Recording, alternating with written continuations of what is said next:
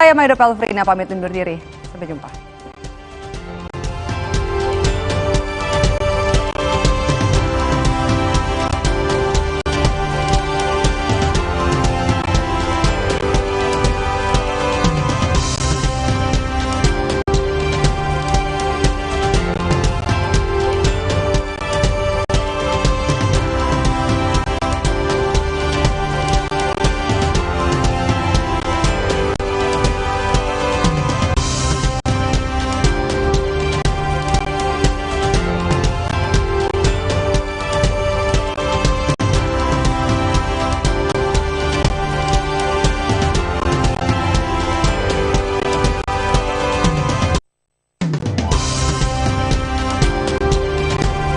Menit Special Report membuka mata, mengungkap fenomena. Semua yang saya tahu saya sudah sampaikan. Ada isu menerima sesuatu sejumlah $1 miliar itu saya baca ya. Saya pastikan itu tidak ada. Fenomena El Nino picu peningkatan suhu panas. Selama 60 menit, ikuti, cermati, dan dalami peristiwa yang menjadi perbincangan publik. 60 menit Special Report setiap minggu pukul 6 petang di Kompas TV.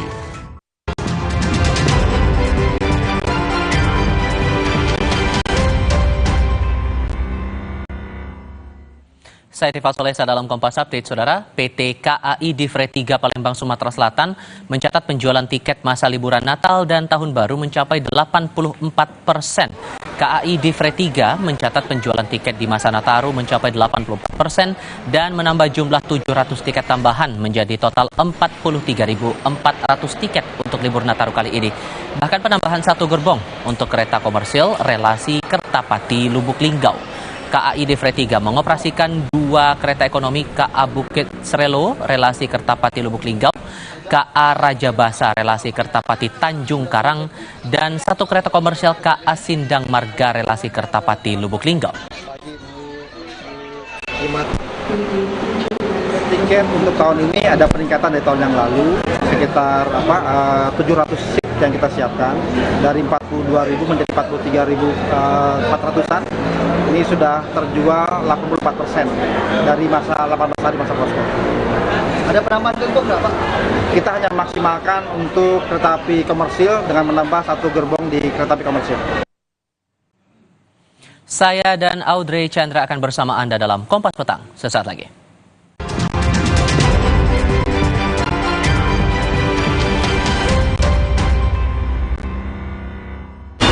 Tengah malam gak bisa tidur. Kurang tidur, minum Sedares. Kandungan diphenhydramin 25 mg bisa bantu tidur. Tidur yang cukup bikin aktivitas kembali lancar. Sedares bikin tidur. Kompas TV sebagai official broadcaster menyiarkan secara langsung debat Capres-Cawapres Pilpres 2024. Debat kedua calon wakil presiden Jumat 22 Desember pukul 4:30 sore live di Kompas TV, Rumah Pemilu. Sesaat lagi Anda akan menyaksikan Kompas Petang didukung oleh This is my way. Cobain deh.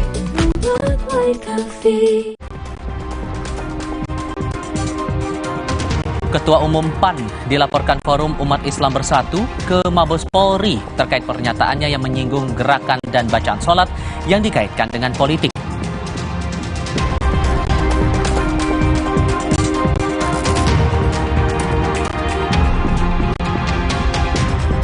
Mangkir dari panggilan polisi, Kapolda Metro Jaya ultimatum Firly Bahuri. Polisi bakal keluarkan surat perintah penangkapan di panggilan kedua.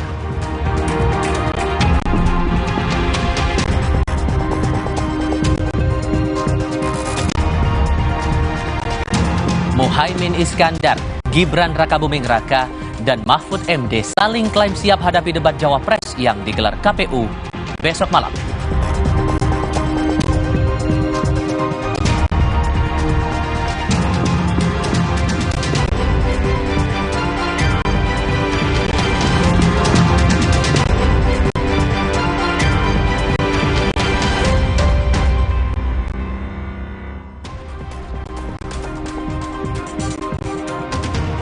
Selamat sore saudara, Anda kini menyaksikan program berita Kompas Petang bersama saya Audrey Chandra dan Tifal Solesa di Kompas TV, independen terpercaya. Berita pertama kami di Kompas Petang akan dibawakan Tifal, silakan. Ya Audrey, salam jumpa saudara. Kami mulai dengan ragam peristiwa. Kebakaran melanda sebuah tempat pengepul barang bekas di Sunter Jaya, Tanjung Priok, Jakarta Utara.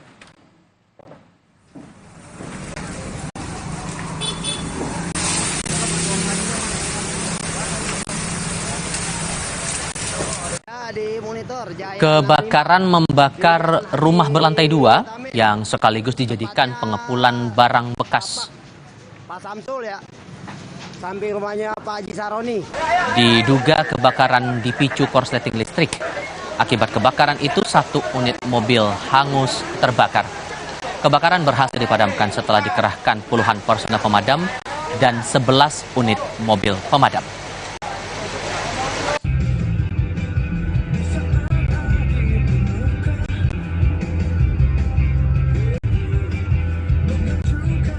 Beranjak ke topik lainnya, saudara, Forum Umat Islam Bersatu melaporkan Ketua Umum Partai Amanat Nasional Zulkifli Hasan ke Bareskrim Polri karena dinilai telah melakukan penistaan agama.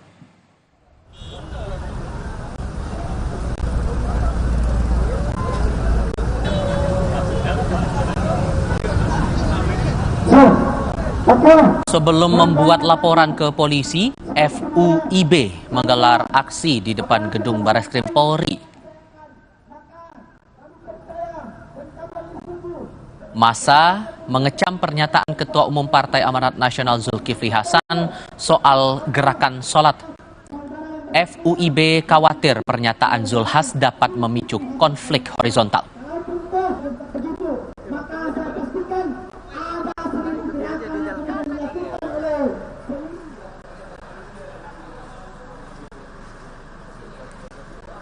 FUIB melaporkan Ketua Umum Partai Amanat Nasional Zulkifli Hasan ke Bareskrim Polri dengan membawa bukti video dan beberapa pemberitaan media. FUIB menilai pernyataan Zulhas dalam video yang beredar telah mengandung unsur penistaan agama. FUIB menegaskan laporan murni untuk kepentingan agama dan tidak tersangkut paut oleh kepentingan politik.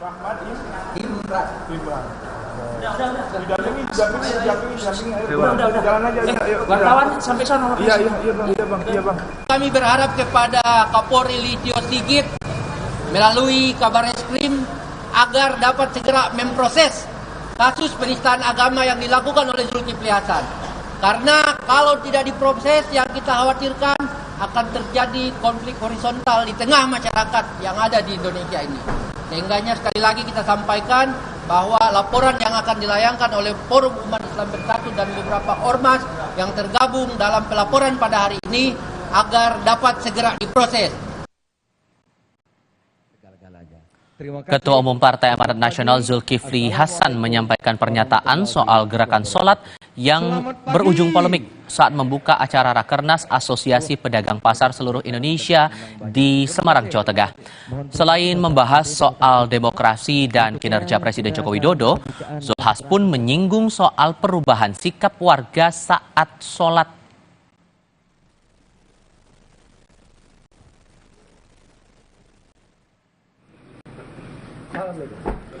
Ketua Umum Partai Amanat Nasional Zulkifli Hasan menghindar dan tidak menjawab pertanyaan wartawan saat dikonfirmasi terkait ucapannya soal gerakan sholat yang menuai polemik. Zulkifli Hasan memilih mengajak wartawan untuk kunjungan kerja ke pasar di Manokwari.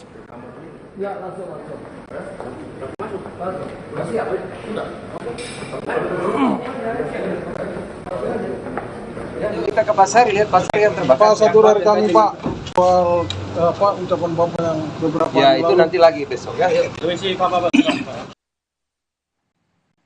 Wakil Presiden Ma'ruf Amin ikut mengomentari pernyataan Ketua Umum PAN Zulkifli Hasan yang mengaitkan ibadah dengan narasi politik. Ma'ruf mengatakan pihak yang menyinggung ritual keagamaan dengan narasi politik sebagai bentuk perilaku kekanak-kanakan. Jangan kayak kanak-kanak lah. Urusan Amin itu kan tidak berarti. Caleg ya, Amin itu dari dulu sudah ada. Kalau orang bilang waladhdallin ya mesti Amin ya. Terus apa diganti? Ya nggak mungkin lah. Dan itu semua orang tahu kok. apa diganti kompor. Ya, saya kira itu nggak usah lah kita soal seperti itu ya apa ya, jangan seperti kanak-kanak lah kita itu alergi terhadap masalah yang sebenarnya ya bukan untuk itu kan. Di lain pihak, calon presiden nomor urut 1 Anies Baswedan enggan menanggapi kelakar Zulkifli Hasan yang mengaitkan narasi politik dan ibadah.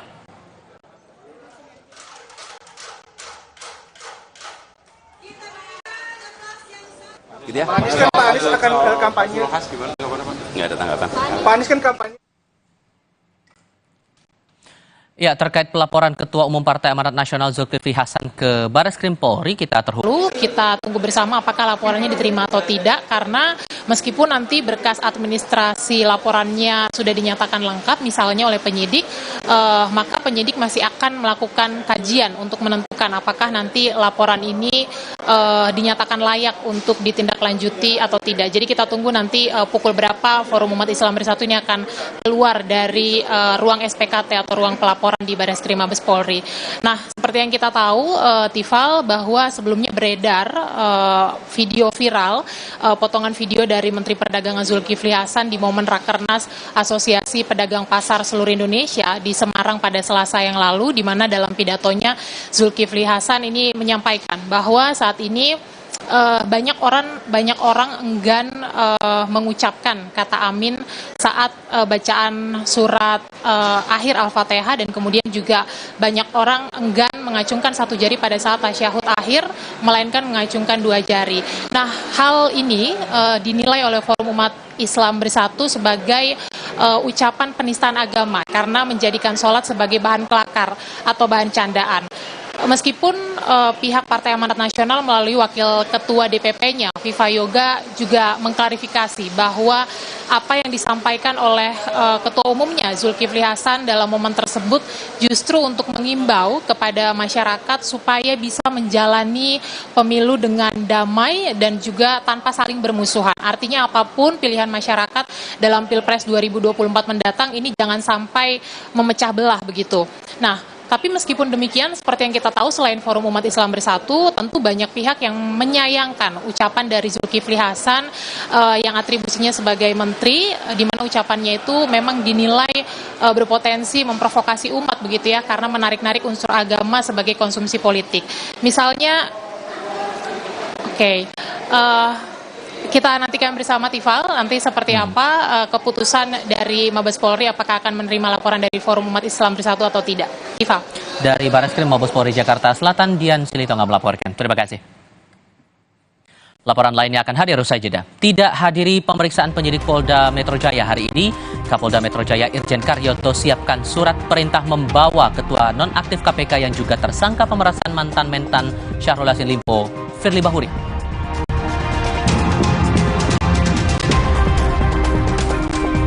Pada topik lainnya, Komisi Pemilihan Umum mempersiapkan 11 panelis dalam debat kedua Pilpres yang akan menghadirkan 3 calon wakil presiden, Muhaimin Iskandar, Mahfud MD, dan Gibran Raka Buming Raka besok malam di Jakarta Convention Center.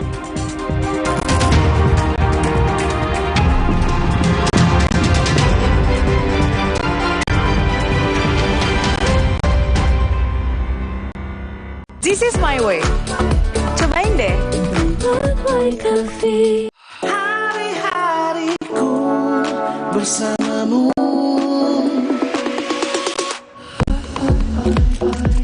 Sibuk, itu pilihan.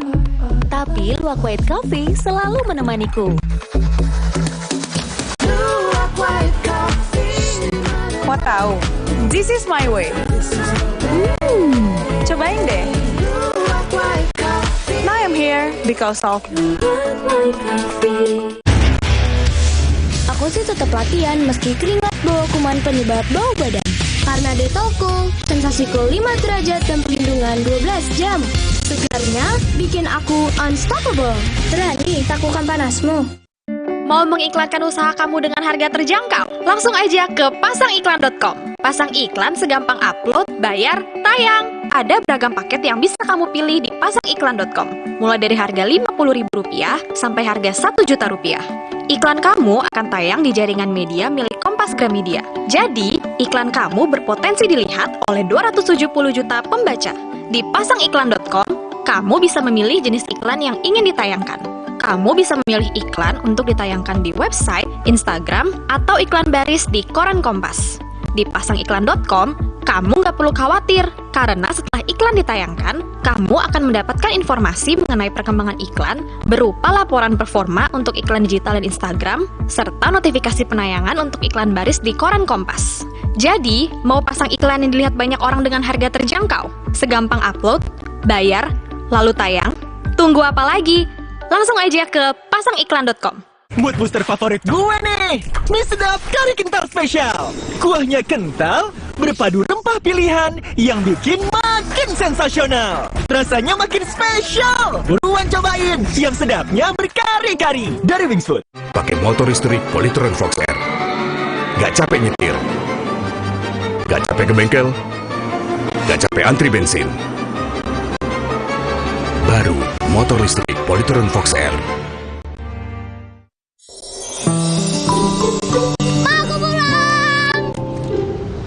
Gak takut kuman? Rahasiaku, detol antiseptik di air bak mandi setiap hari. Biar anakku dan rumahku terlindung dari kuman. Detol antiseptik cair telah diuji terhadap 100 kuman penyebab penyakit. Lindungi keluarga dan rumah. Makanya keluarga Detol jarang sakit. Detol, yakin terlindung setiap hari.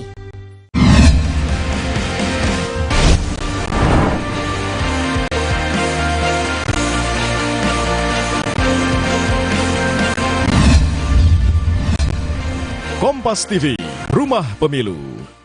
This is my way. Cobain deh.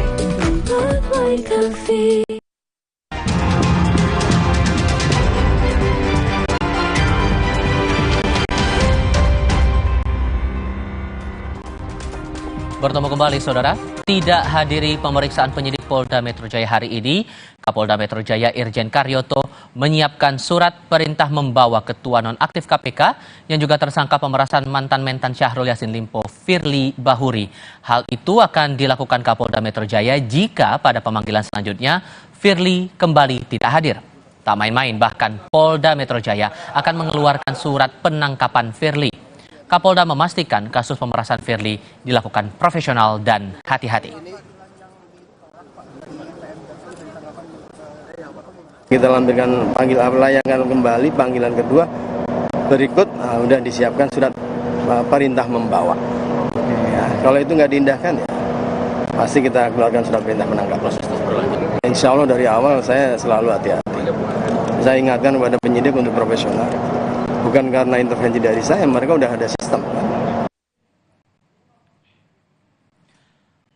Di sisi lain, pengacara Firly Bahuri, Ian Iskandar, melalui sambungan telepon kepada Kompas TV, menyebut alasan tidak hadirnya Firly dalam pemeriksaan. Ian bilang, Firly tidak hadir karena ada urusan yang sangat penting, salah satunya menghadiri pemeriksaan di Dewan Pengawas KPK. Ian menambahkan sebelumnya pihaknya telah memberikan surat permohonan penundaan pemeriksaan ke penyidik Polda Metro Jaya. Hari ini kan karena ada kegiatan yang sangat urgent yang waktunya bersamaan, jadi beliau tidak bisa hadir. Kami kemarin sudah menyampaikan surat permohonan penundaan pemeriksaan langsung ke penyidik Polda. Itu aja penjelasannya, Mbak. Permohonan penundaannya sudah kami sampaikan langsung ke penyidik Polda, sudah diterima oleh penyidik Polda dan bisa memaklumi. Kemudian hari ini banyak kegiatan beliau gitu ya. Salah satunya mungkin menghadiri pemeriksaan di Dewas. Di sisi lain, Saudara, Dewan Pengawas Komisi Pemberantasan Korupsi melanjutkan proses sidang etik dalam kasus yang menjerat Ketua Nonaktif KPK Firly Bahuri. Kemarin 12 orang sudah diperiksa Dewan Pengawas sebagai saksi dalam sidang etik Firly, seperti mantan Menteri Pertanian yang juga tersangka pemerasan jabatan Syahrul Yassin Limpo, Ketua KPK sementara Nawawi Pomolango, dan untuk hari ini ada nama pengusaha yang juga kerabat dekat Firly, Alex Tirta. Total 12 orang juga diperiksa sebagai saksi untuk hari ini. Firly dijadwalkan diperiksa sidang etik hari ini, namun tidak hadir lagi dalam pemeriksaan. Semua mau diperiksa sebagai saksi itu. 12. Oh, 12 orang. Masih sama kayak kemarin, Mas, atau ada yang baru lagi bu saksinya? Ya pasti beda dengan yang kemarin. Kemarin kan pimpinan sudah. Keempat-empatnya sudah hadir semua? Semua sudah hadir. Kalau hari ini internal semua atau ada pihak eksternal lagi? Hari ini ada internal, ada eksternal. Ya. Dan terkonfirmasi semua bakal hadir kalau pemeriksaan? Sampai kemarin itu terkonfirmasi hadir.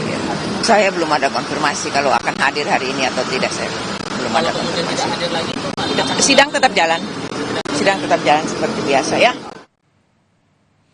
Ya, lagi Ketua Nonaktif KPK Firly Bahuri mangkir dalam pemeriksaan sebagai tersangka dalam kasus dugaan pemerasan di Barreskrim Polri hari ini. Kapolda Metro Jaya bahkan sudah menyiapkan surat perintah membawa Ketua Nonaktif KPK itu. Apakah ada upaya paksa untuk menahan Firly?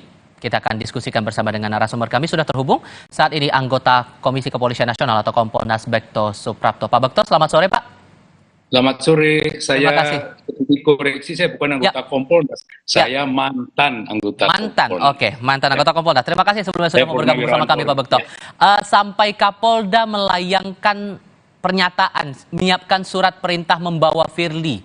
Ini sudah dalam bentuk polisi akan melakukan upaya paksa untuk menahan Firly atau gimana Pak?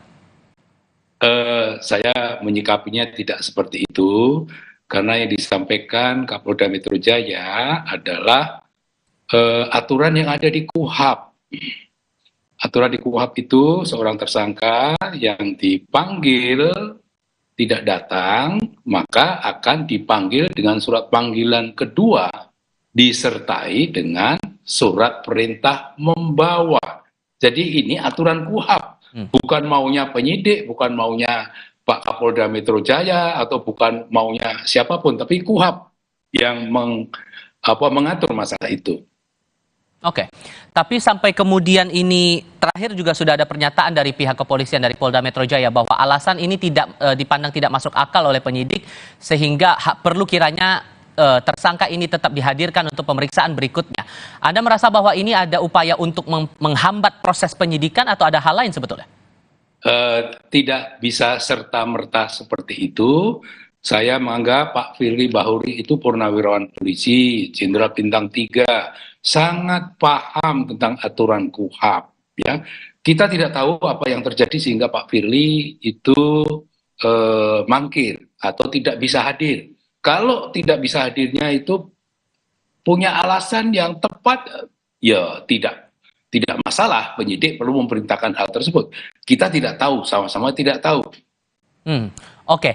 Tapi di sisi lainnya juga ada kekhawatiran dari beberapa pihak, terutama dari akademisi hukum, pengamat hukum, bahwa kalau kemudian Firly ini tidak ditahan akan ada kemungkinan menghilangkan bukti, kemudian ada tindakan berulang dan lain-lain begitu. Anda melihatnya bagaimana kemudian peluangnya ini? Itu adalah alasan subjektif dari penyidik untuk menahan atau tidak menahan tersangka. Alasan subjektif itu juga diatur di dalam KUHP, yaitu satu, khawatir tersangka melarikan diri, yang kedua, khawatir tersangka merusak atau menghilangkan barang bukti, dan yang ketiga, khawatir tersangka akan mengulangi tindak pidananya. Jadi bukan karena tekanan, bukan karena maunya siapa. Aturan hukum yang berlaku di Indonesia mengatur demikian. Oke, tapi sudah ratusan saksi diperiksa, tampaknya masih belum yakin dari penyidik ini untuk bisa melakukan penahanan atau mengambil tindak lanjut lain setelah menetapkan Firly sebagai tersangka. Sementara kasusnya Syahrul Yassin Limpo sendiri sudah berlangsung cepat, bahkan sudah ditahan begitu Pak. Gimana tuh? Baik, saya jawab ya pertanyaan ini seolah-olah penyidik itu harus menahan tersangka. Saya sampaikan bahwa tidak ada aturan satupun di Indonesia yang mengatur bahwa tersangka itu harus ditahan. Yang ada adalah tersangka dapat ditahan. Tentu beda. antara harus ditahan dengan tersangka dapat ditahan. Pertimbangan subjektif tadi itu yang menjadi pertimbangan, saya tidak tahu, tapi saya artinya saya berpikir, ya, saya menyimpulkan, saya maklum kalau Pak Firly Bahuri itu belum ditahan sampai dengan sekarang. Sampai di mana tidak ditahan, kita tidak tahu. Tapi dengan ancaman pidananya maksimal seumur hidup, apakah itu juga harusnya bisa dijadikan dasar pertimbangan, Pak? Enggak juga, tidak juga. Undang-undang tidak mengatur ini ancaman hukumannya begini, makanya harus ditahan. Tidak ada. Ya, sekali lagi, tidak ada keharusan penyidik itu untuk menahan tersangka, tetapi dapat ditahan. Ini menjadi pertimbangan, ya, karena menurut saya ini menahan Pak Firly atau tidak menahan ini dilema besar. Ini masalah psikologis yang besar bagi polisi, ya, karena nanti bisa menahan disalahkan, tidak menahan juga disalahkan. Seperti pertanyaan sekarang kan seolah-olah ini disalahkan karena tidak berani menahan dan sebagainya. Saya pikir tidak seperti itu. Jadi baiknya bagaimana agar spekulasi ini tidak berkembang lebih liar lagi begitu, Pak? Kita lihat saja perkembangannya, ya.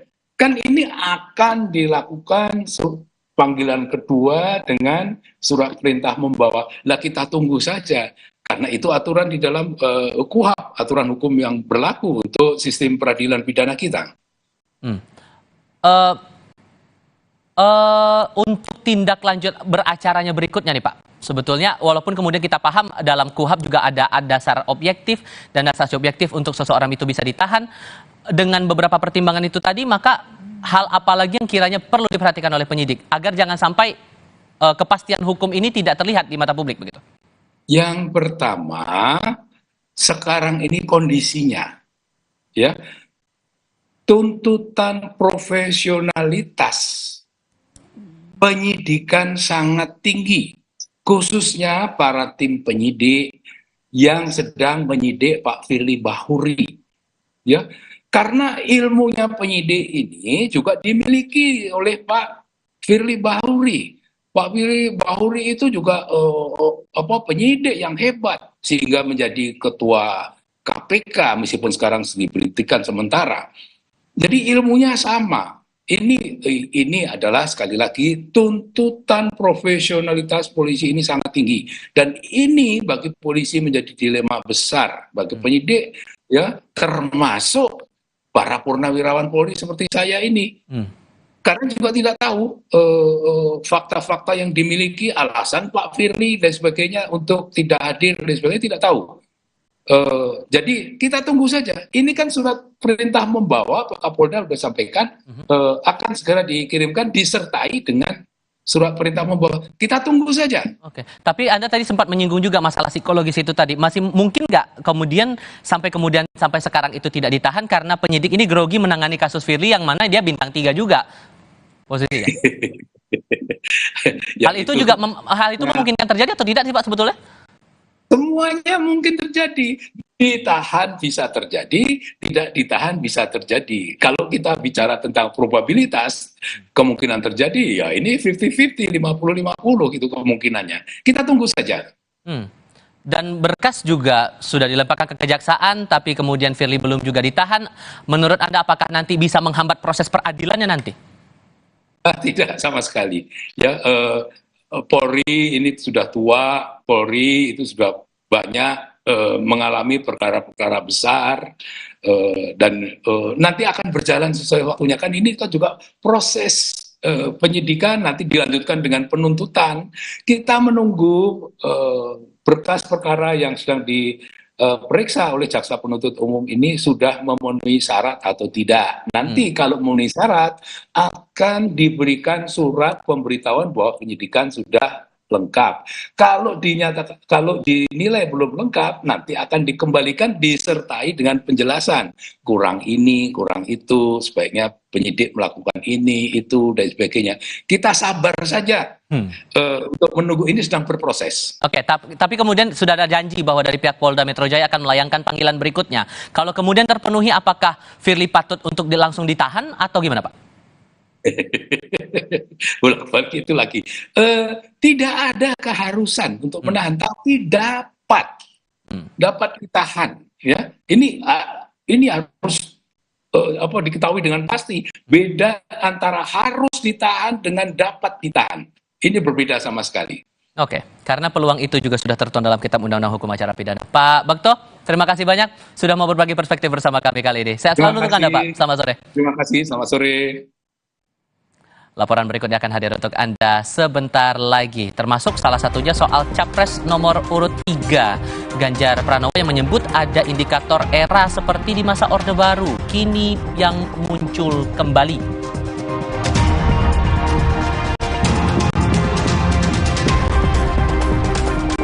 Kami turut mencermati Komisi Pemilihan Umum yang mempersiapkan 11 panelis dalam debat kedua Pilpres yang akan menghadirkan 3 calon wakil presiden, Muhaimin Iskandar, Gibran Rakabuming Raka, dan Mahfud MD besok malam di Jakarta Convention Center. Tetap di Kompas TV.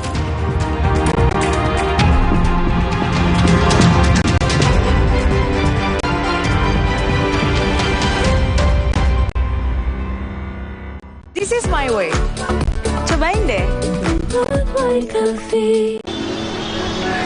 Tiap hari keluargaku kena panas yang bikin gerah, keringetan, dan bau badan.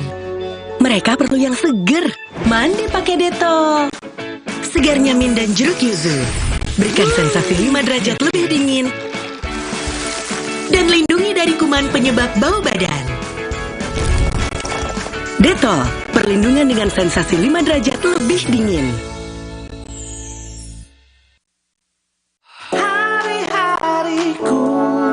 Bersamamu.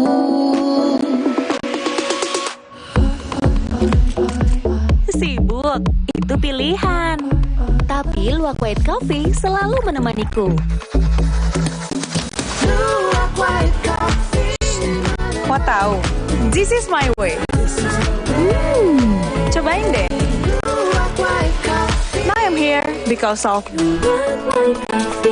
Wow, kirain pot. Taunya Fresh Care Smash yang lagi viral. Fresh Care Smash 4-in-1. Tren baru, double inhalernya unik, nonjok segernya. Bisa buat ngerok, sampai pijit. Keren dan stylish. Fresh Care Smash, ekspresikan gayamu. Inovasi baru dari Hotit. Gak capek ke bengkel? Gak capek antri bensin? Baru, motor listrik Polytron Fox R.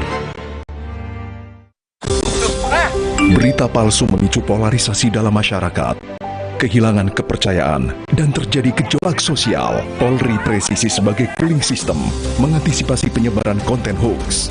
Kita tolak hoax, kita tolak fitnah, kita tolak saling menjelekkan, setuju.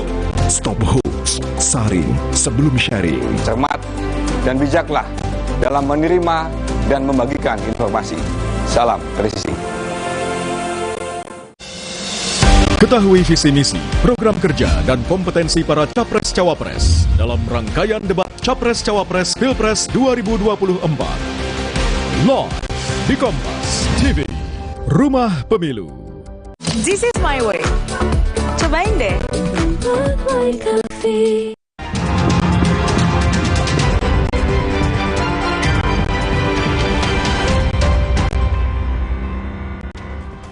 Saatnya bicara serba-serbi jelang pemilu serentak, saudara. Calon Presiden nomor urut 1 Anies Baswedan bersafari politik ke Banten dengan berdialog bersama mahasiswa. Anies berdialog dengan mahasiswa Universitas Bina Bangsa Kota Serang.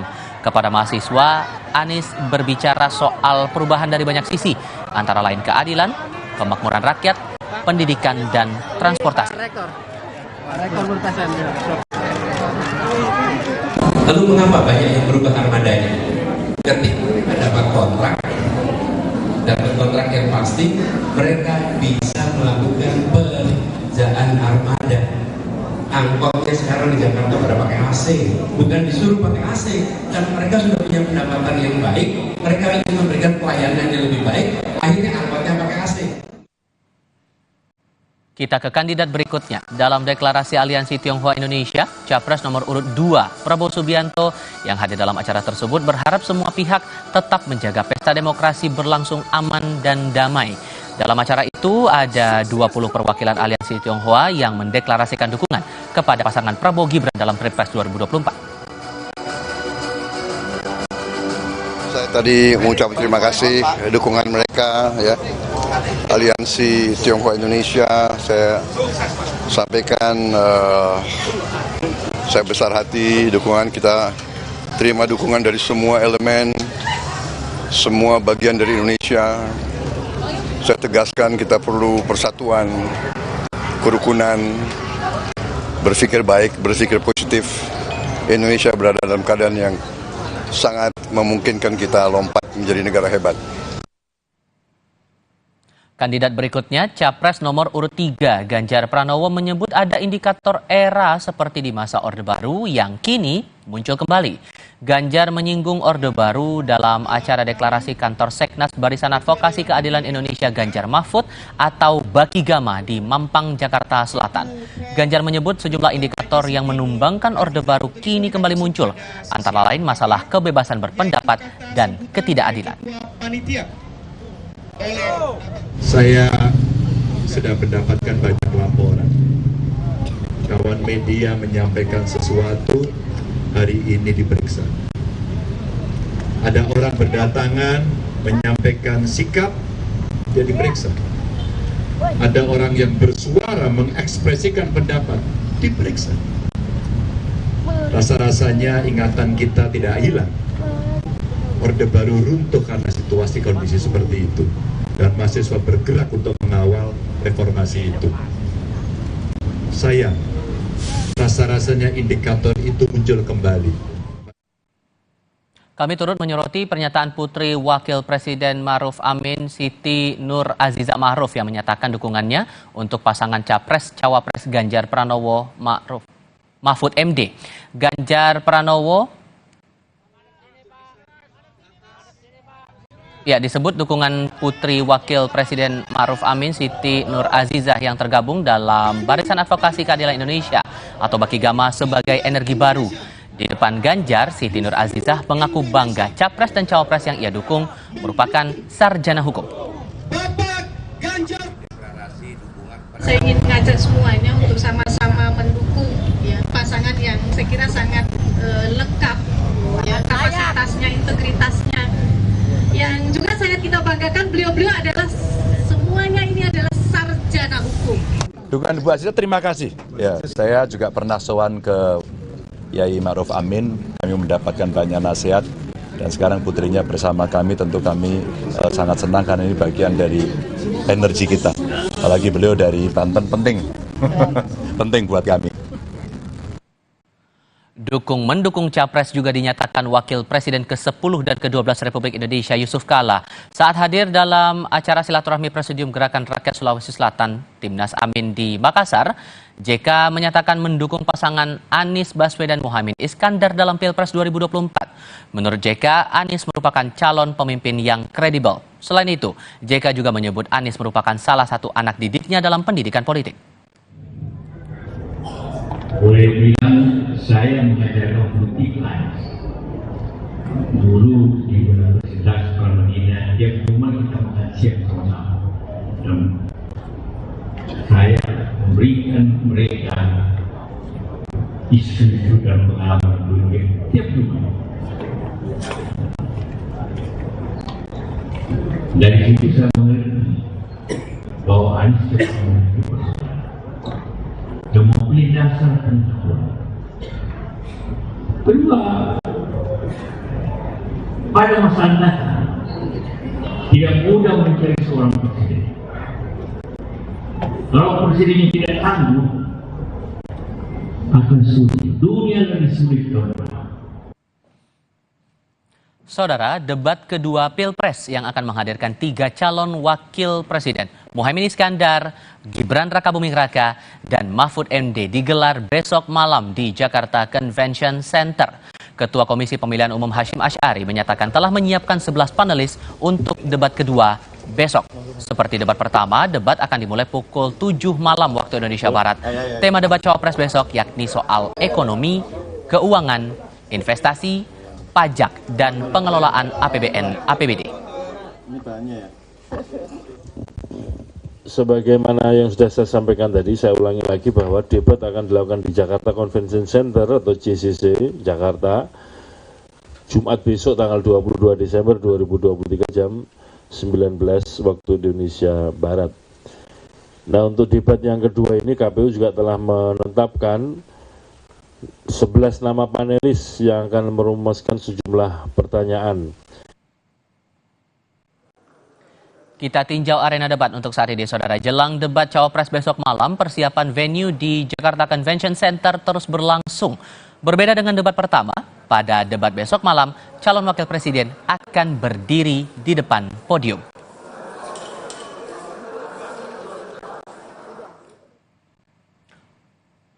Komisi Pemilihan Umum telah menetapkan moderator debat calon wakil presiden yang akan memandu debat kedua Pilpres 2024. 2 moderator yang telah ditetapkan KPU yakni Alvito Dinova dari Transcorp dan Liviana Cerlisa dari Kompas TV.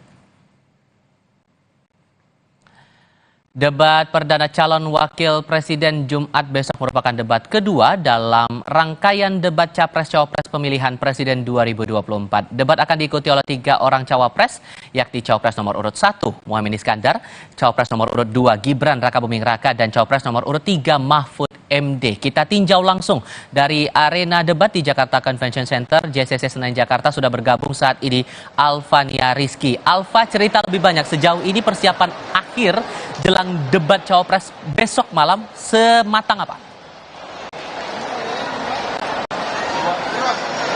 Rival dan juga saudara, saat ini dari Jakarta Convention Center, lokasi kedua dari debat capres cawapres yang akan dilaksanakan esok hari ini sudah hampir 100%. Tadi saya mendengar gladi resik sudah dimulai di arena Assembly Hall JCC Jakarta Pusat, dan ini akan menunjukkan bahwa persiapan ini sudah cukup matang untuk kemudian esok debat cawapres dilakukan tepatnya pada pukul 7 malam. Tadi gladi resik dimulai dengan rehearsal atau latihan dari band hiburan, ada Coklat esok yang akan menjadi hiburan untuk off air, tetapi untuk gladi resik on air ini akan dilakukan pada pukul 7 malam nanti, mengingat juga pelaksanaan debat cawapres besok juga akan dilakukan pada pukul 7 malam hingga pukul 9 malam. Tentu saja persiapan terus dilakukan, baik itu dari panggung utama maupun dari red carpet atau karpet merah yang berada di tempat saya melaporkan ini. Tapi yang bisa dipastikan bahwa esok cawapres 1 sampai juga cawapres nomor urut 3 ini akan didampingi langsung oleh calon presidennya masing-masing dan juga 75 pendukung dari masing-masing cawapres yang juga diperkenankan atau diizinkan masuk ke area debat cawapres esok hari. Formatnya masih sama, disebutkan begitu, ada 11 juga panelis yang disiapkan terutama dari praktisi ekonomi, mengingat tema besar dari debat cawapres ini adalah tema ekonomi. Kita tahu ada 6 tema: ekonomi kerakyatan dan ekonomi digital, keuangan, investasi, pajak, perdagangan, pengelolaan APBN dan APBD, serta infrastruktur dan perkotaan. Ekonomi menjadi aspek penting dalam pemerintahan, mengingat tingkat kepercayaan publiknya juga 2 terendah bersama dengan Polhukam dalam 10 tahun terakhir, sehingga kita akan lihat seperti apa cawapres esok menyampaikan pandangannya, preferensinya, visi misinya dalam tema besar ekonomi. Tifal. Dan Kompas TV akan menjadi official broadcast untuk debat esok hari mulai pada pukul 7 malam waktu Indonesia Barat. Dari JCC Senayan Jakarta, Alvania Rizky melaporkan. Terima kasih. Kompas Petang akan berlanjut di paruh kedua nanti dan Anda akan bersama Audrey Chandra. Audrey. Rival, terima kasih saudara. Muhaimin Iskandar, Gibran Rakabuming Raka, dan Mahfud MD saling klaim siap hadapi debat cawapres besok yang digelar Komisi Pemilihan Umum. Seperti apa kesiapannya kita akan perbincangkan setelah ini.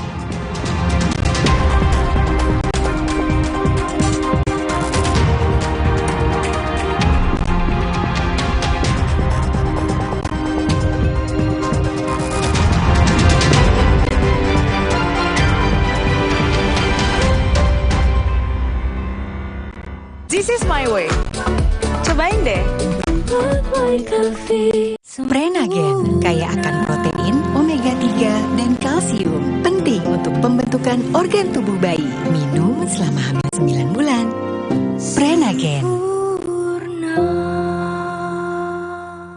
Baru Morinaga Morigrow. Kasih makan anak masih pakai drama. Beri dia Morinaga Morigrow. Susu dengan formula Grow Max. Bantu tingkatkan nafsu makan dan penuhi nutrisi untuk pertumbuhannya. Morinaga Morigrow. Tiap hari keluargaku kena panas yang bikin gerah, keringetan, dan bau badan. Mereka perlu yang seger. Mandi pakai Dettol. Segarnya min dan jeruk yuzu. Berikan sensasi 5 derajat lebih dingin. Dan lindungi dari kuman penyebab bau badan. Dettol, perlindungan dengan sensasi 5 derajat lebih dingin. Di tanganmu, botol plastik bekas bisa jadi baru lagi. Seperti tas, baju, hingga sepatu ini. Bersama Gerakan Ekonomi Sirkular Nasional Le Mineral, mari mulai kebiasaan baru memilah sampah plastik dari rumah, menyalurkan lewat aplikasi, pemulung, ataupun bank sampah. Sampah plastikmu memberi nilai tambah untukmu dan juga untuk mereka. Dengan langkah sederhana, pisahkan sampah sesuai jenisnya, sampah organik, plastik termasuk PET, kertas, dan kaleng, lalu salurkan. Sampah plastik yang terpilah bisa didaur ulang. Mulai kebiasaan baru dan buat botol plastik bekasmu jadi baru lagi.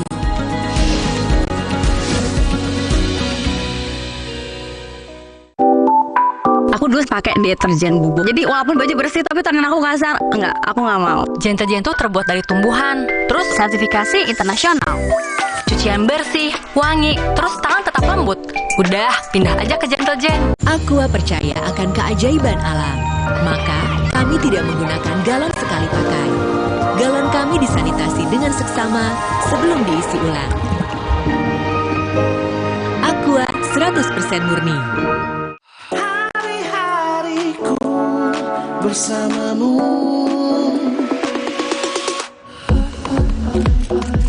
Sibuk, itu pilihan. Tapi Luwak White Coffee selalu menemaniku. Mau tahu? This is my way. Cobain deh. Now I'm here because of this is my way. Cobain deh.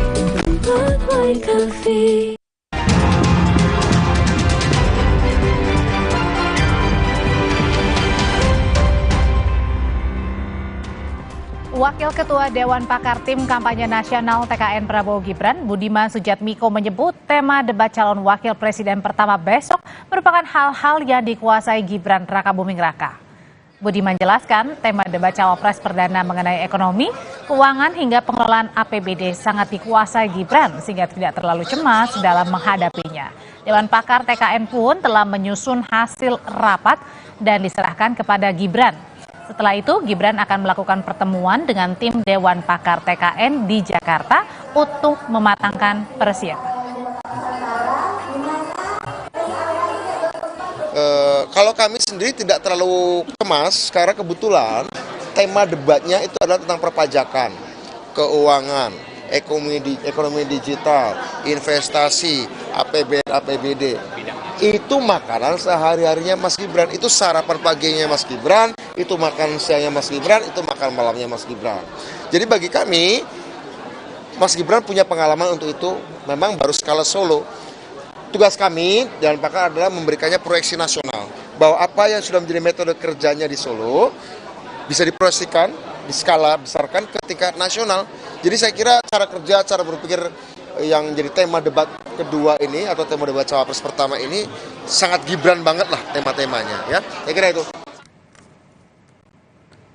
Saat ditemui kampanye di Depok kemarin, Cawapres Muhaimin Iskandar mengaku baru pertama kali ikut debat yang sifatnya kompetisi. Muhaimin mengatakan hal itu bukan masalah. Cawapres yang juga Ketua Umum PKB ini yakin bisa menghadapi debat Cawapres besok. Nelayan itu bisa sampai gratis. Ya nggak apa-apa, wong kita juga memang pertama kali di dalam debat yang bersifat kompetisi seperti ini, tapi ya kita lihat nanti. Sementara Wakil Ketua Tim Pemenangan Nasional Ganjar Mahfud Andi Gani Nene Wea, tim telah memberi masukan soal topik debat besok. Andi berharap akan ada waktu lebih banyak bagi Cawapres. Menyampaikan soal infrastruktur, ekonomi digital, dan kebetulan saya kan menjabat Preskom BUMN Karya selama 9 tahun, jadi saya banyak memberikan masukan kepada Pak Mahfud bagaimana infrastruktur di Indonesia. Tema ekonomi kerakyatan, ekonomi digital, keuangan, pajak, perdagangan, pengelolaan APBN, APBD, infrastruktur, dan perkotaan dalam debat Cawapres besok jadi perhatian publik. Apa yang disiapkan 3 Cawapres untuk mengkritisi lawannya dan menarik simpati pemilih? Sore ini kita bahas bersama dengan beberapa orang yang sudah kami siapkan sore hari ini mengenai jurus debat Cawapres bersama Andre Rosiade, jubir TKN Prabowo Gibran, ada juga Mas Seno Bagaskoro, jubir TPN Ganjar Mahfud, dan Ahmad Khoirul Umam, Direktur Eksekutif Indo Strategik. Selamat petang, Bapak-bapak, selamat sore. Selamat sore. Selamat sore. Saya mau ke Bang Andre dulu. Bang Andre, jadi nih Mas Budiman Sujatmiko sudah mengklaim nih, temanya sangat Gibran banget. Dasarnya dari mana Bang? Temanya sangat Gibran banget nih. Ya, jadi begini Audrey, Mas Seno sama Mas Khoirul Umam, Profesor Dr. Khoirul Umam, calon rektor Paramadina.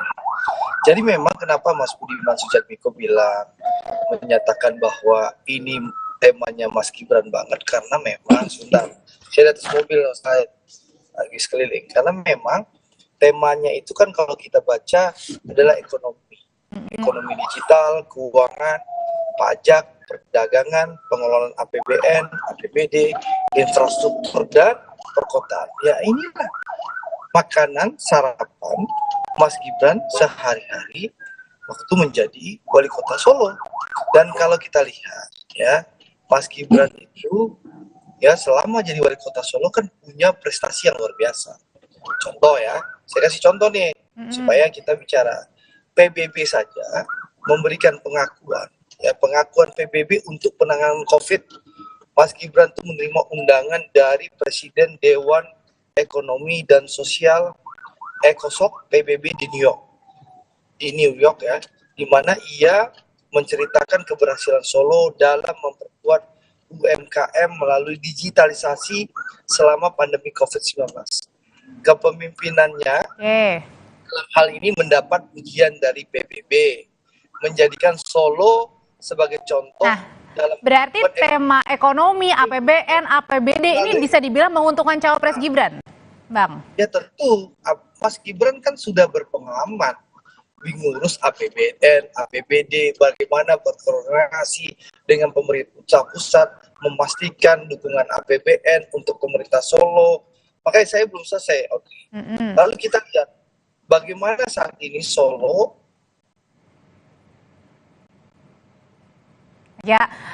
terputus. Pertumbuhan ekonomi Solo itu 6,20%. Oke. Jadi itulah beberapa hal-hal yang dianggap ini sangat menguntungkan Gibran ya untuk debat perdana Cawapres besok ya. Jadi contoh ya Audrey, Gibran ini, kenapa Mas Gibran ini bukan kaleng-kalengan? Mas Gibran itu tidak berwacana, tidak bernarasi, tidak berretorika. Tapi Mas Gibran itu bekerja nyata. Bayangkan, waktu jadi wali kota Solo, pertumbuhan ekonomi Solo. Jadi kerjanya nyata sudah dilihat, tinggal siap. Bang Andre. Sebentar, penting. Saya mau nanya juga nih ke Mas Seno nih. Beliau jadi wali kota Solo itu minus 1,74%. Waktu beliau dilantik. Bayangkan di pertumbuhan ekonomi tahun 2022 yang lalu, itu Solo tumbuh 6,25%. Jadi calon wakil presiden kami bukan kaleng-kalengan. Bukan kaleng-kaleng, sudah siap debat besok. Saya langsung nanya ke Mas Seno aja ya, Bang Andre ya, karena waktunya ini terbatas. Mas Seno ini dibilang di kubu sebelah, ini bukan kaleng-kaleng nih, Mas Gibran sudah siap debat besok, bahkan sangat menguntungkan temanya, Mas Seno. Iya, kita sangat menghargai seluruh kontestan yang akan besok tampil di dalam debat Cawapres perdana. Kita tahu betul bahwa hari ini rakyat Indonesia, seluruh masyarakat sangat menanti adanya debat Cawapres yang akan tampil bagaimana masing-masing karakter Cawapres akan dapat tampil dengan performa terbaiknya masing-masing secara genuine, secara orisinil, sehingga seluruh prestasi, seluruh pemikiran, seluruh rekam jejak ini akan dapat dikorelasikan dengan gaya kepemimpinan masing-masing kandidat. Pada intinya kami menghargai seluruh cawapres yang akan berkontestasi besok. Tidak ada lagi bagi kami pada saat masuk ke arena debat sudah bukan lagi sebagai Menko Polhukam, sebagai Wali Kota Solo, sebagai Wakil Ketua DPR, tapi semuanya akan setara sebagai calon Wakil Presiden. Jadi kita menganggap bahwa seluruh kontestan besok ini semuanya akan dipersiapkan. Jadi nggak ada salah satu yang diuntungkan ya dengan tema ini ya? Kami anggap ya semuanya menguntungkan untuk semua lah, baik Pak Mahfud, Mas Gibran maupun Pak Muhaimin, seluruhnya punya pengalaman di bidangnya masing-masing. Pak Mahfud misalnya punya pengalaman panjang tidak hanya di eksekutif, di legislatif juga sering. Di rapat-rapat DPR sudah sering ketemu sama teman-temannya Om Andre dan habis itu harus mempertahankan argumennya di situ. Tapi diklaim Mas Eno, ini kata Mas Budiman, Bang Andre juga bukan kaleng-kaleng, ini temanya Gibran banget. Ya boleh-boleh saja. Sehari-hari. Pengalaman Mas Gibran yang 2 tahun memimpin Wali Kota Solo memang juga adalah bagian dari pengalaman di pemerintahan.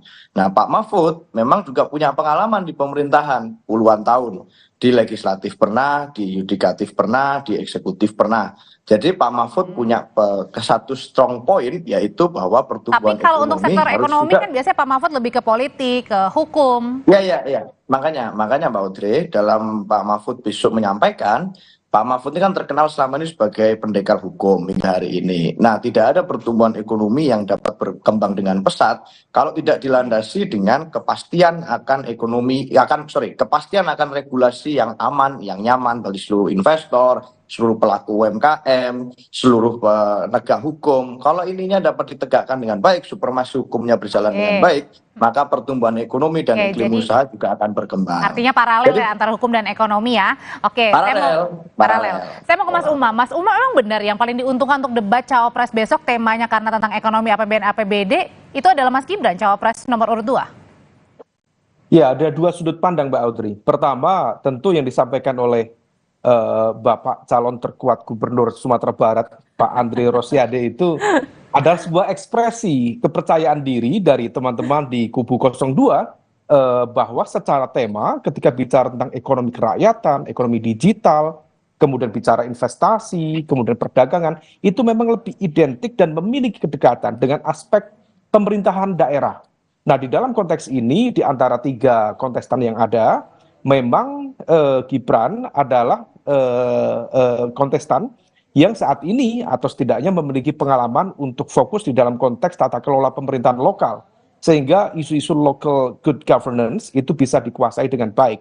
Tetapi di saat yang sama, bicara ekonomi tentu bukan dalam konteks ekonomi lokal saja, maka harus memiliki penguasaan betul terhadap konteks ekonomi makro. Bicara tentang bagaimana kemudian menyeimbangkan dan memperkuat government spending, kemudian public consumption, kemudian investasi, neraca.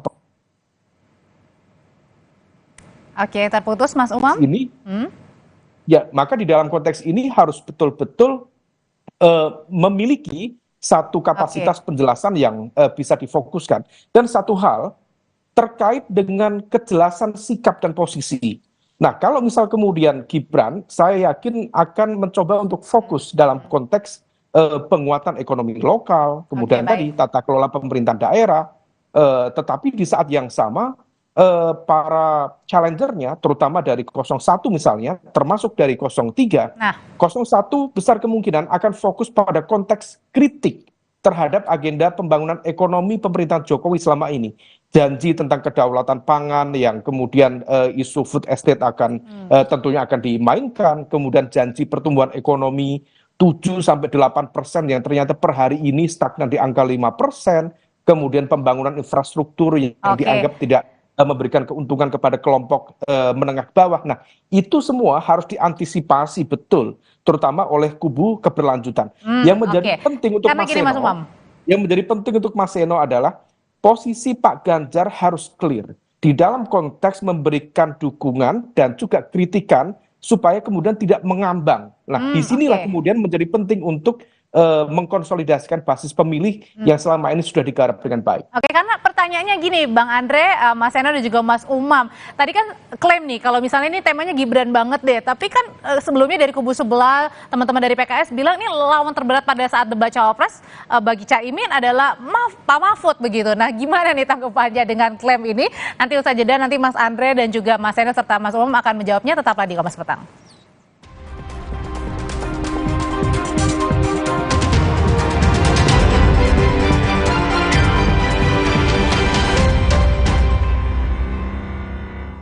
Pakai motor listrik Polytron Fox R. Gak capek nyetir, gak capek ke bengkel, gak capek antri bensin. Baru motor listrik Polytron Fox R. Prenagen kaya akan protein, omega 3, dan kalsium. Penting untuk pembentukan organ tubuh bayi. Minum selama hamil 9 bulan. Prenagen. Baru Morinaga Morigrow. Kasih makan anak masih pakai drama? Beri dia Morinaga Morigrow. Susu dengan formula Grow Max. Bantu tingkatkan nafsu makan dan penuhi nutrisi untuk pertumbuhannya. Morinaga Morigrow. Dunia terus berputar. Begitu banyak hal yang berakhir, namun banyak juga yang kembali dalam bentuk baru, memberi harapan baru. Seperti botol plastikmu yang dapat menjadi barang baru lagi melalui gerakan ekonomi sirkular nasional Le Mineral. Kini, plastik tidak lagi menjadi sampah, namun terus berputar dengan dipilah dan didaur ulang menjadi baru. Semua bisa mengambil peran penting dalam perputaran itu dari hulu ke hilir. Mulai dari kamu yang memilah sampah dari rumah, pemulung yang mengumpulkannya, hingga pekerja pabrik yang mendaur ulang. Bersama gerakan ekonomi sirkular nasional Le Mineral, mari jadikan botol plastikmu jadi baru lagi.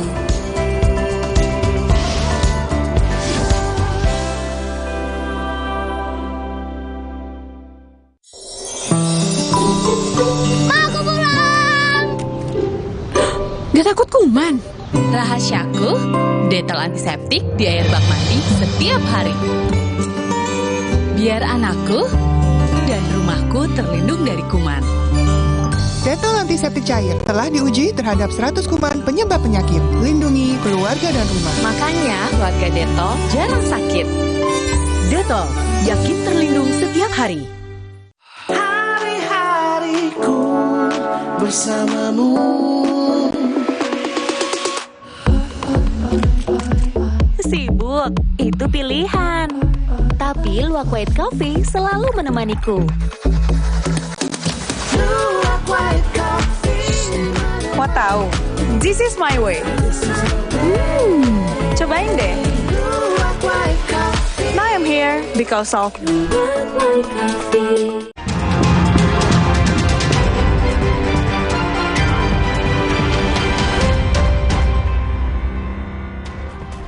Bang Andre, kalau tadi udah supportnya luar biasa untuk Mas Gibran, udah PD-nya luar biasa kalau besok Mas Gibran akan tampil all out. Tapi kan dari kubu sebelah nih, dari teman-teman PKS juga bisa dibilang meng-underestimate Mas Gibran. Karena bagi Caimin yang paling susah lawannya adalah Pak Mahfud.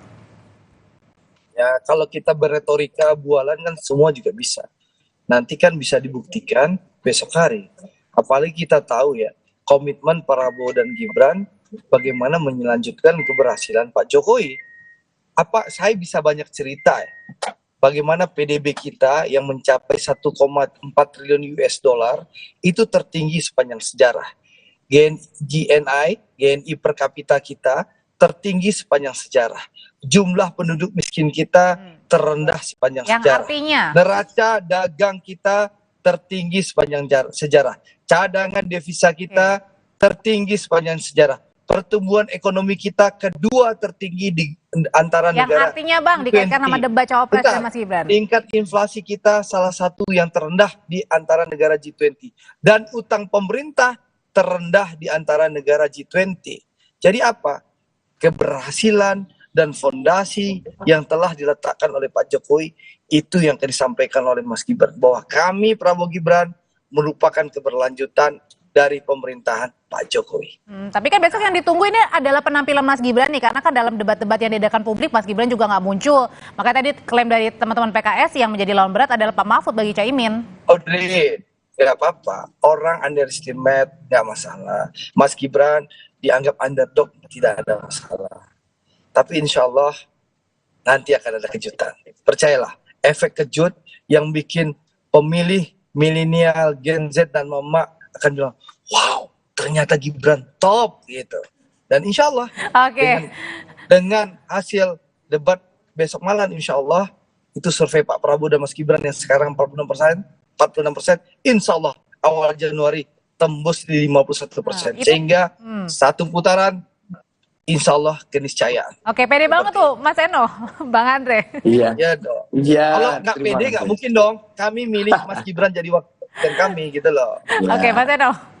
Ya artinya nggak ada juga Bang Andre yang meng-underestimate Mas Gibran. Seperti dari awal kita sampaikan, kita menghargai seluruh posisi, seluruh kandidat yang besok akan berdebat. Kita yakin punya paradigma dan pemikiran perspektif masing-masing yang besok di dalam debat akan dilakukan penajaman-penajaman.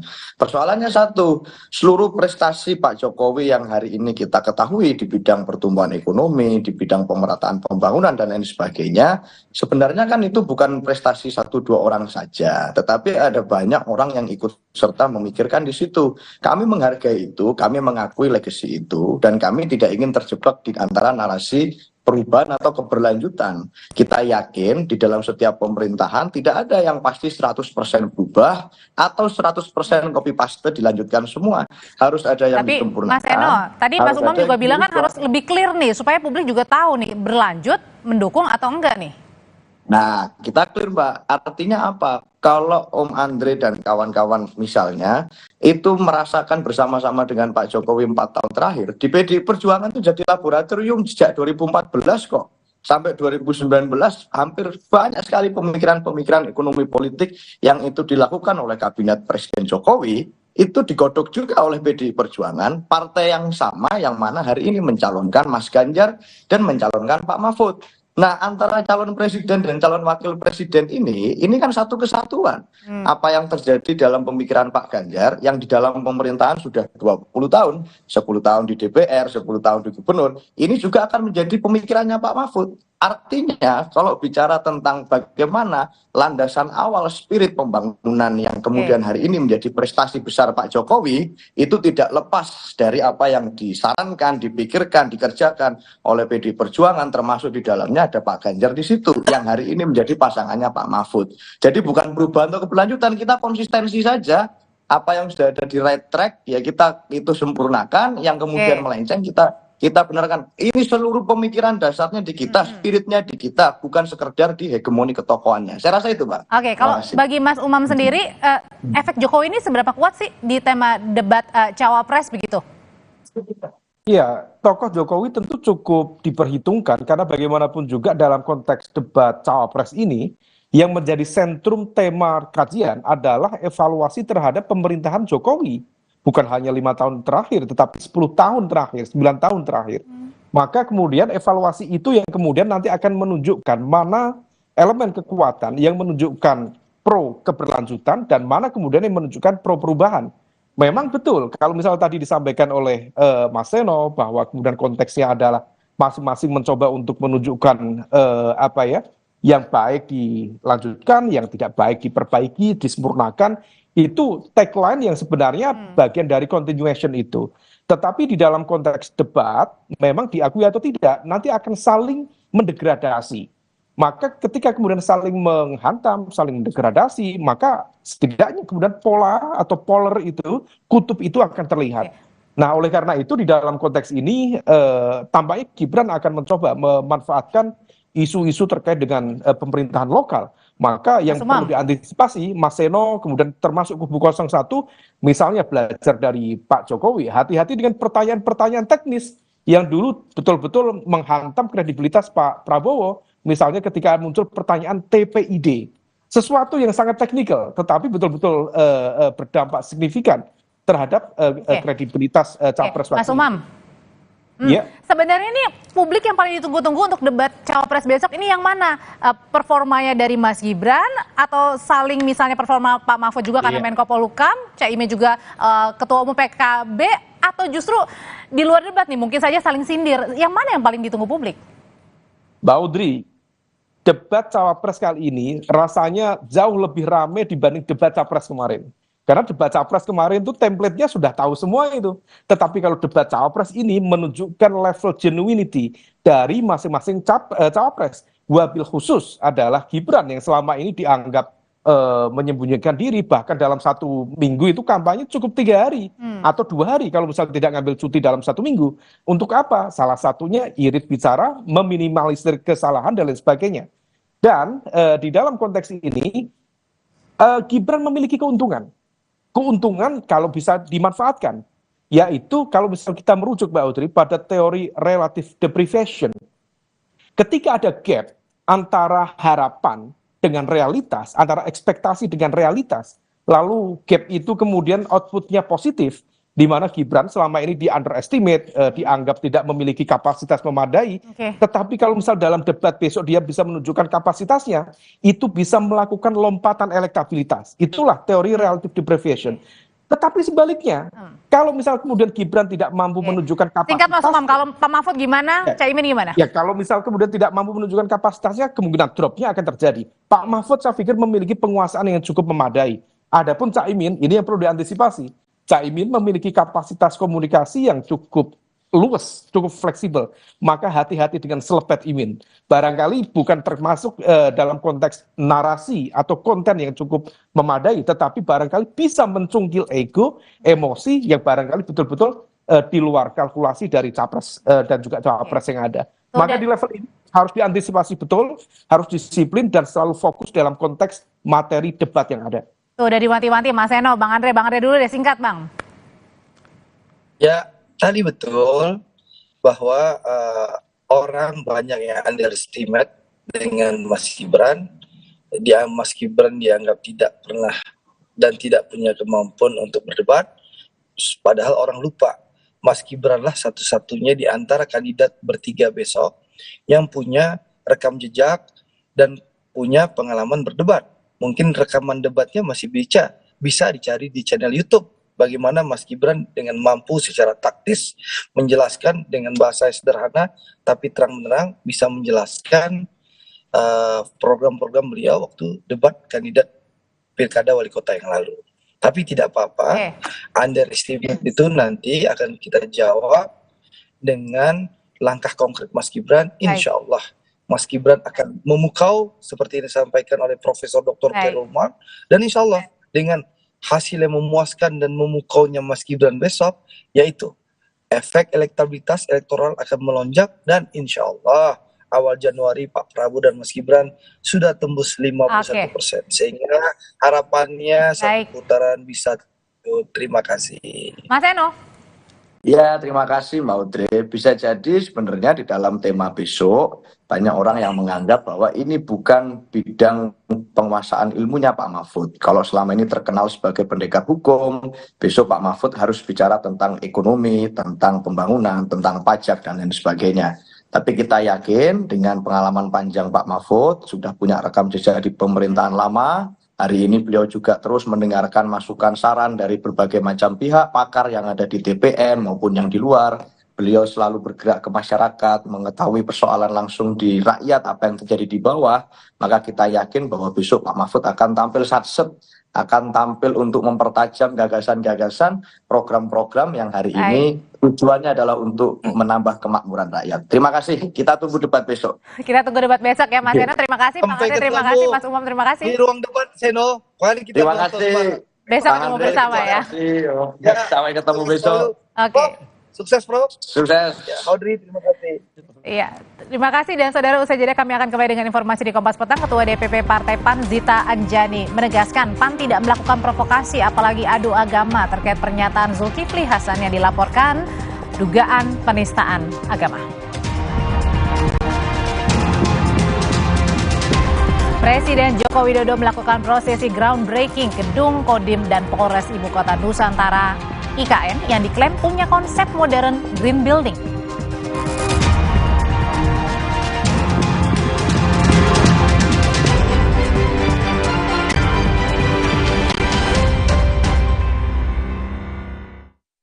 Ini kapal apa, Pak? Dari jalannya persidangan selama ini, hakim akan bagaimana, Bu? Ada geng begitu di balik pusaran kasus RAT ini. Bagaimana Anda melihat itu? Jadi Projo sekarang sebenarnya arah dukungannya kemana sih? Tapi memang ada pasir yang diambil begitu. Undang-undang perampasan aset ini bisa memberi efek jera begitu baik. Nilu, setiap Senin pukul 8:30 malam di Kompas TV. Aku tetap latihan, meski keringat, bau kuman penyebab bau badan. Karena Dettol Cool, sensasi cool, 5 derajat dan perlindungan 12 jam. Segarnya bikin aku unstoppable. Berani takutkan panasmu. Aqua percaya akan kebijaksanaan dan keajaiban alam. Aqua berasal dari gunung-gunung terpilih, bukan tempat yang mudah tercemar.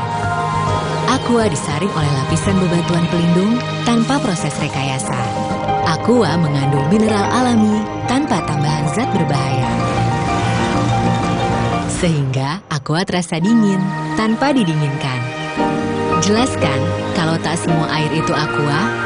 Aqua 100% murni. Pakai motor listrik Polytron Fox R. Gak capek nyetir. Gak capek ke bengkel. Gak capek antri bensin. Baru motor listrik Polytron Fox R. Ikuti perjalanan Dion Wiyoko dan Kevas Evander membuka mata dan menyerap inspirasi dari Pak Laude, pemilik toko beras berkah di Bau-Bau, Sulawesi Tenggara, yang menikmati kemudahan berbisnis berkat aplikasi Pari dari BRI. Petualangan Brilian, The Series, Season 3, pemanfaatan aplikasi untuk meningkatkan supply chain. Sabtu 23 Desember pukul 6 petang di Kompas TV. Dipersembahkan oleh Aqua percaya akan keajaiban alam, maka kami tidak menggunakan galon sekali pakai. Galon kami disanitasi dengan seksama sebelum diisi ulang.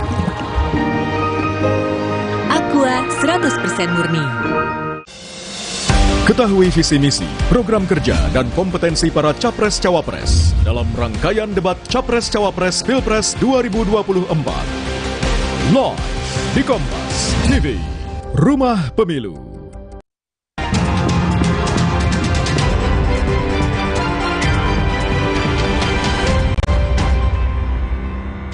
Ketua DPP Partai PAN Zita Anjani menanggapi adanya tuduhan penistaan agama yang dilakukan Ketua Umum Partai PAN Zulkifli Hasan. Zita yang juga putri Zulkifli Hasan menegaskan PAN tidak melakukan provokasi apalagi adu agama.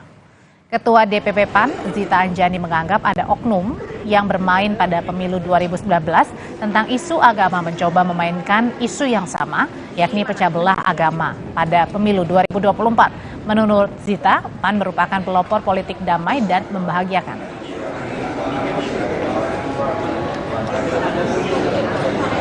Jadi sebenarnya diajak yang diutarakan oleh Pak Zulhas dan para tokoh ulama adalah ajakan untuk pemilu damai. Kalau ada yang memutarbalikan fakta, yaitu saya rasa lagu lama kaset baru. Ya dia lagi, aktor-aktor yang dari dulu hobinya memecah belah dan menggunakan isu-isu agama. Ada Sebelumnya, Forum Umat Islam Bersatu FUIB melaporkan Ketua Umum PAN Zulkifli Hasan ke Bareskrim Polri. FUIB menilai pernyataan Zulhas dalam video yang beredar telah mengandung unsur penistaan agama. FUIB mengatakan laporannya tidak tersangkut paut oleh kepentingan politik. Sementara Wakil Presiden Ma'ruf Amin ikut mengomentari terkait pernyataan Ketua Umum Zulkifli Hasan yang mengaitkan ibadah dan narasi politik. Ma'ruf mengatakan pihak yang menyinggung ibadah keagamaan dengan narasi politik sebagai bentuk perilaku kekanak-kanakan. Saya melakukan rapat koordinasi. Kan kayak kanak-kanak lah. Urusan Amin itu kan tidak berarti.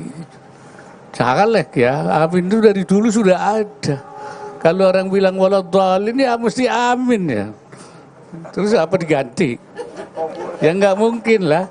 Dan itu semua orang tahu kok. Apa diganti kubur? Saya kira itu nggak usah lah kita soal seperti itu ya. Apa ya? Jangan seperti kanak-kanak lah kita itu alergi terhadap masalah yang sebenarnya ya bukan untuk itu kan. Beralih ke informasi lain, Presiden Joko Widodo melakukan prosesi groundbreaking Gedung Kodim dan Polres Ibu Kota Nusantara IKN yang diklaim punya konsep modern green building. Kantor Kodim di kawasan IKN mengusung konsep ruang terbuka hijau. Desain kantor Kodim di IKN diharapkan bisa menjadi contoh bagi kantor Kodim lainnya di Indonesia.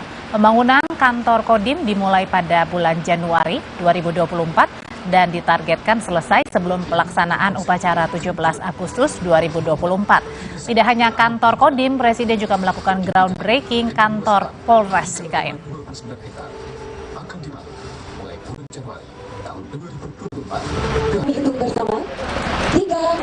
Kodim IKN ini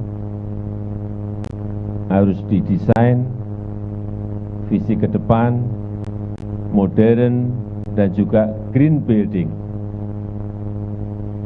Sehingga nantinya kodim-kodim yang lain di seluruh tanah air bisa melihat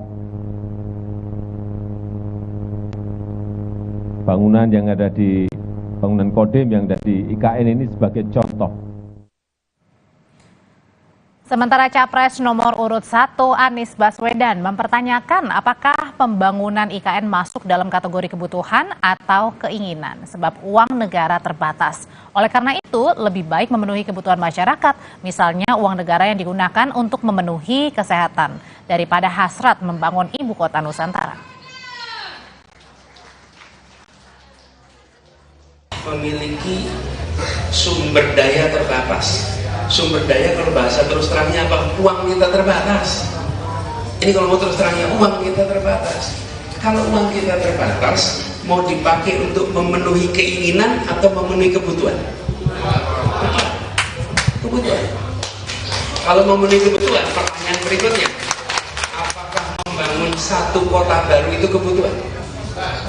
Pertanyaannya, mau kita jawab. Kalau itu dianggap kebutuhan, mari kita alokasikan. Tapi kalau itu keinginan, menurut saya yang harus kita bereskan kebutuhan kita dulu. Kebutuhan kita. Berita hukum tak hadiri pemeriksaan penyidik Polda Metro Jaya hari ini. Kapolda Metro Jaya Irjen Karyoto siapkan surat perintah membawa Ketua KPK nonaktif yang juga tersangka pemerasan mantan Mentan Syahrul Yassin Limpo Firly Bahuri. Hal ini akan dilakukan Kapolda Metro Jaya jika pada pemanggilan selanjutnya Firly kembali tidak hadir. Tak main-main, bahkan Polda Metro Jaya juga akan mengeluarkan surat penangkapan Firly. Kapolda pastikan kasus pemerasan Firly dilakukan profesional dan hati-hati. Kita lampirkan layangan kembali panggilan kedua berikut, sudah disiapkan surat perintah membawa. Ya, kalau itu nggak diindahkan ya pasti kita keluarkan surat perintah menangkap. Proses terus berlanjut. Insya Allah dari awal saya selalu hati-hati. Saya ingatkan kepada penyidik untuk profesional. Bukan karena intervensi dari saya, mereka udah ada sistem. Tetaplah di Kompas Petang, sedikitnya 3 orang tewas setelah truk muatan galon kosong menabrak sejumlah kendaraan dan rumah warga di Jalan Raya Cianjur, Sukabumi, Desa Cikahuripan, Cianjur, Jawa Barat.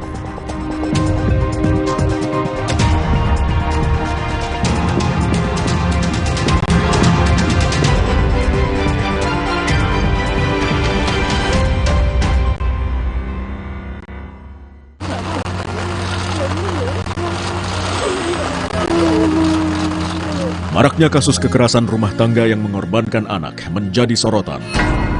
Tak hanya disiksa, beberapa anak diantaranya sampai meregang nyawa.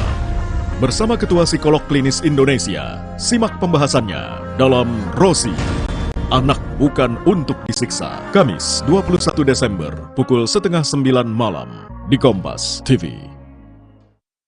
Hari-hariku bersamamu.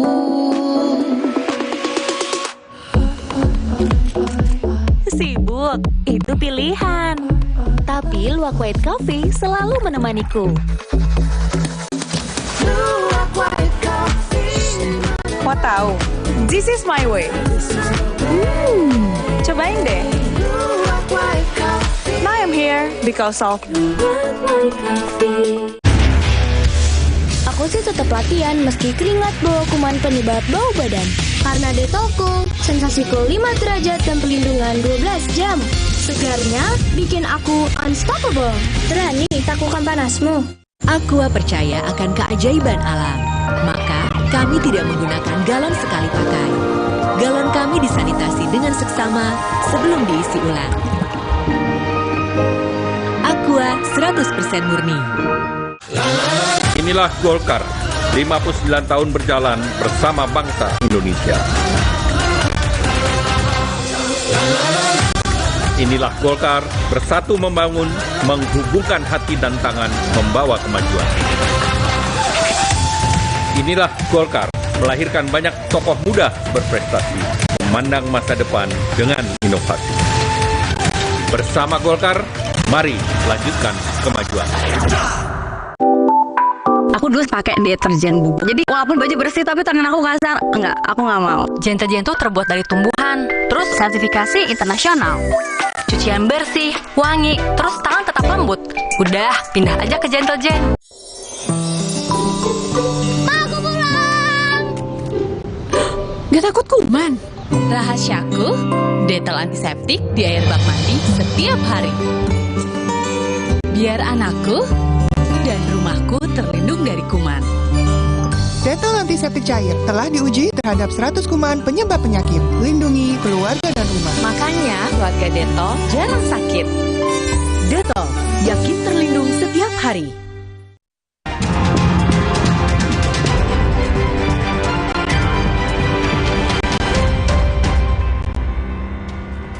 Saudara, sedikitnya 3 orang tewas setelah truk muatan galon kosong menabrak sejumlah kendaraan dan rumah warga di Jalan Raya Cianjur, Sukabumi, Desa Cikahuripan.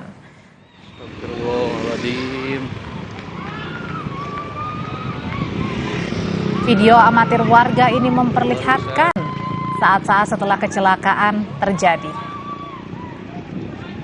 Menurut keterangan warga, kecelakaan terjadi saat truk tronton muatan galon kosong yang datang dari arah Sukabumi menuju Cianjur melaju secara tidak terkendali saat di jalan menurun. Diduga sopir menghindari kendaraan yang ada di depannya hingga mengalami oleng ke sebelah kanan dan menabrak satu buah kios setelah sebelumnya menabrak 3 pengendara sepeda motor di jalur berlawanan. Akibat kecelakaan, 2 pengendara motor dan pemilik kios meninggal dunia di lokasi kejadian.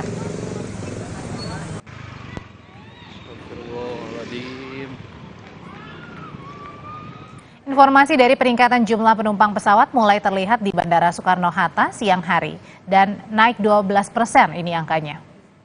Kamis siang ada sekitar 150.000 penumpang pesawat yang melintas di Bandara Soekarno-Hatta. Sementara untuk prediksi arus libur Natal dan Tahun Baru terjadi pada tanggal 22 dan 29 Desember. Ada sekitar 170.000 penumpang dan arus baliknya di tanggal 4 Januari 2024 dengan jumlah yang relatif sama. Otoritas bandara menyebut ada peningkatan jumlah penumpang sekitar 12% dibanding tahun lalu. Sejumlah antisipasi juga dilakukan, termasuk menambah personil keamanan. Ya, untuk peningkatan terlihat mulai hari ini, dan ini pun masih sifatnya fluktuatif. Tapi secara overall kita bandingkan dengan tahun lalu, itu ada peningkatan sekitar 12% dibanding tahun 2022. Di tahun ini naik sekitar 12%. Yang masih mendominasi di domestik adalah Denpasar, kemudian Deli Serdang, dan Surabaya. Untuk internasionalnya masih didominasi ke Singapura, Kuala Lumpur, dan juga Jeddah. Lonjakan penumpang juga terjadi di hari pertama masa operasi angkutan libur Natal dan Tahun Baru di Stasiun Gubeng, Surabaya, Jawa Timur.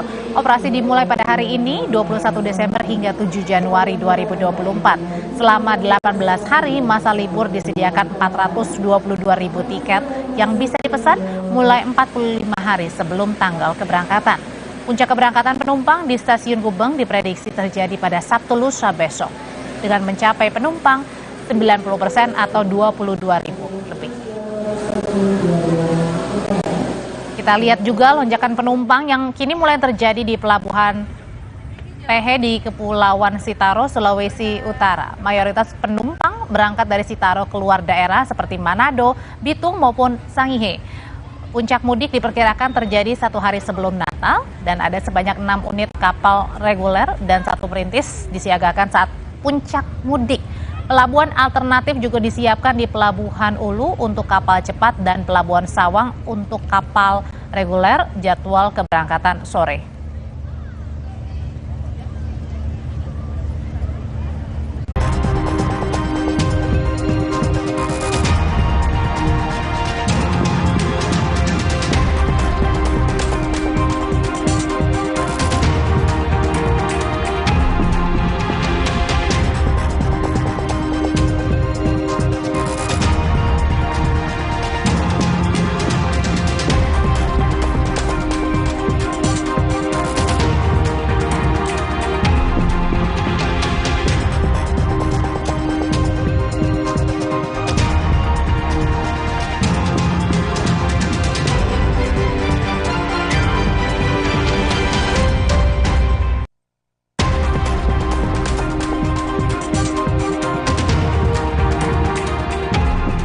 Terima kasih Anda telah menyaksikan Kompas Petang.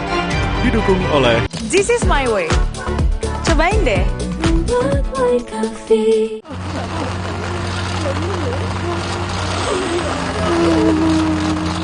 Maraknya kasus kekerasan rumah tangga yang mengorbankan anak menjadi sorotan.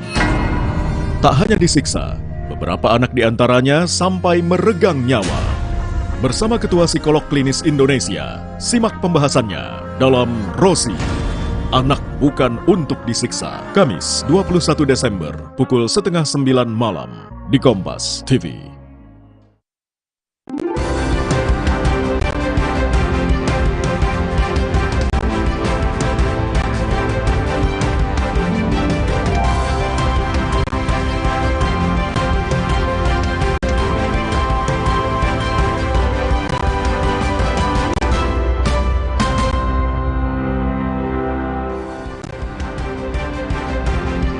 Selamat petang, Saudara. Firly Bahuri mangkir lagi dari pemeriksaan penyidik. Kapolda Metro Jaya Irjen Karyoto mengingatkan jika Firly terus mangkir, pihaknya siapkan surat penangkapan. Yang juga jadi sorotan, Saudara, debat perdana Cawapres digelar besok. Apa saja program ekonomi para Capres Cawapres 2024? Kita ulas bersama para ekonom tim pemenangan Capres Cawapres. Sorotan lain, Saudara, utang pemerintah tembus 8.000 triliun. Apa yang membuat utang pemerintah terus naik dan bagaimana dampaknya bagi pemerintahan baru mendatang? Kita bahas lengkapnya di Sapa Indonesia Malam. Saya Niluh Puspa. Dan saya Friska Clarissa. Inilah Sapa Indonesia Malam selengkapnya.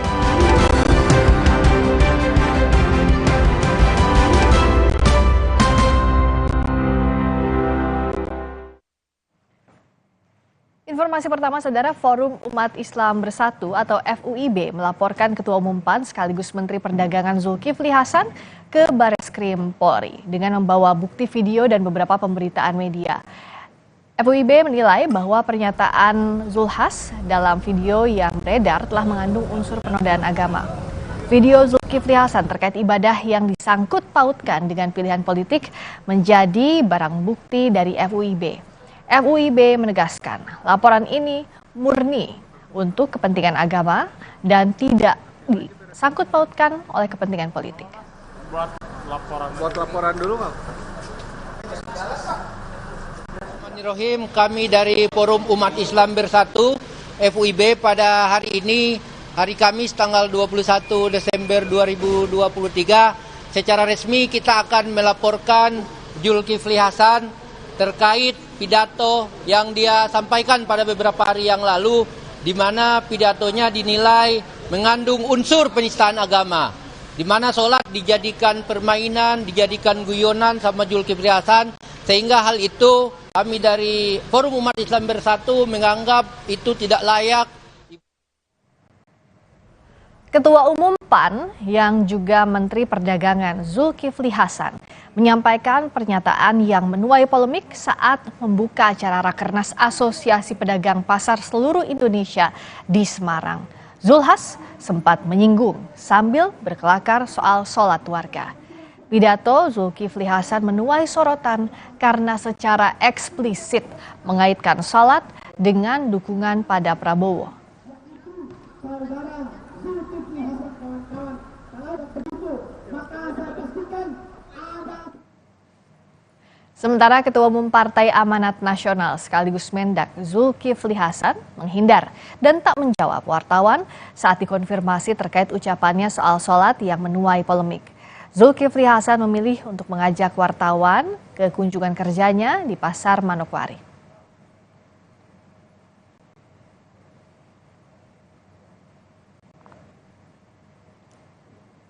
Wakil Presiden Ma'ruf Amin ikut mengomentari terkait pernyataan Ketua Umum PAN Zulkifli Hasan yang mengaitkan ibadah dan narasi politik.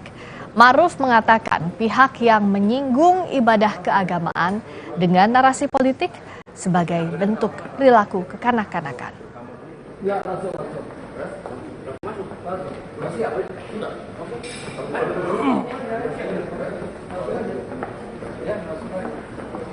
Semua tepuk tangan sekali lagi untuk kita semua dan mengawali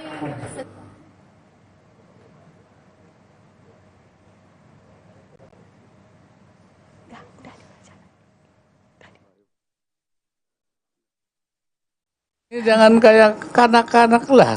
Urusan Amin itu kan tidak berarti. Jangan ya, Amin itu dari dulu sudah ada. Kalau orang bilang waladhdallin ya mesti Amin ya. Terus apa diganti? Ya nggak mungkin lah. Dan itu semua orang tahu kok. Apa diganti Qobul? Saya kira itu nggak usah lah kita soal seperti itu ya. Apa ya? Jangan seperti kanak-kanak lah kita itu alergi terhadap masalah yang sebenarnya ya bukan untuk itu kan. Ketua Nonaktif KPK, Firly Bahuri dijadwalkan jalani pemeriksaan sebagai tersangka kasus pemerasan Syahrul Yassin Limpo. Namun Firly kembali tidak hadir dari panggilan penyidik gabungan Polda Metro Jaya dan Bareskrim Polri. Kuasa hukum Firly Bahuri, Ian Iskandar menyatakan Firly Bahuri tidak bisa memenuhi panggilan penyidik Polri karena ada urusan penting. Ian menyebut salah satu agenda Firly adalah menghadiri pemeriksaan di Dewas KPK. Kuasa hukum Firly juga menjelaskan telah mengirimkan surat permohonan penundaan pemeriksaan ke penyidik Polda Metro Jaya.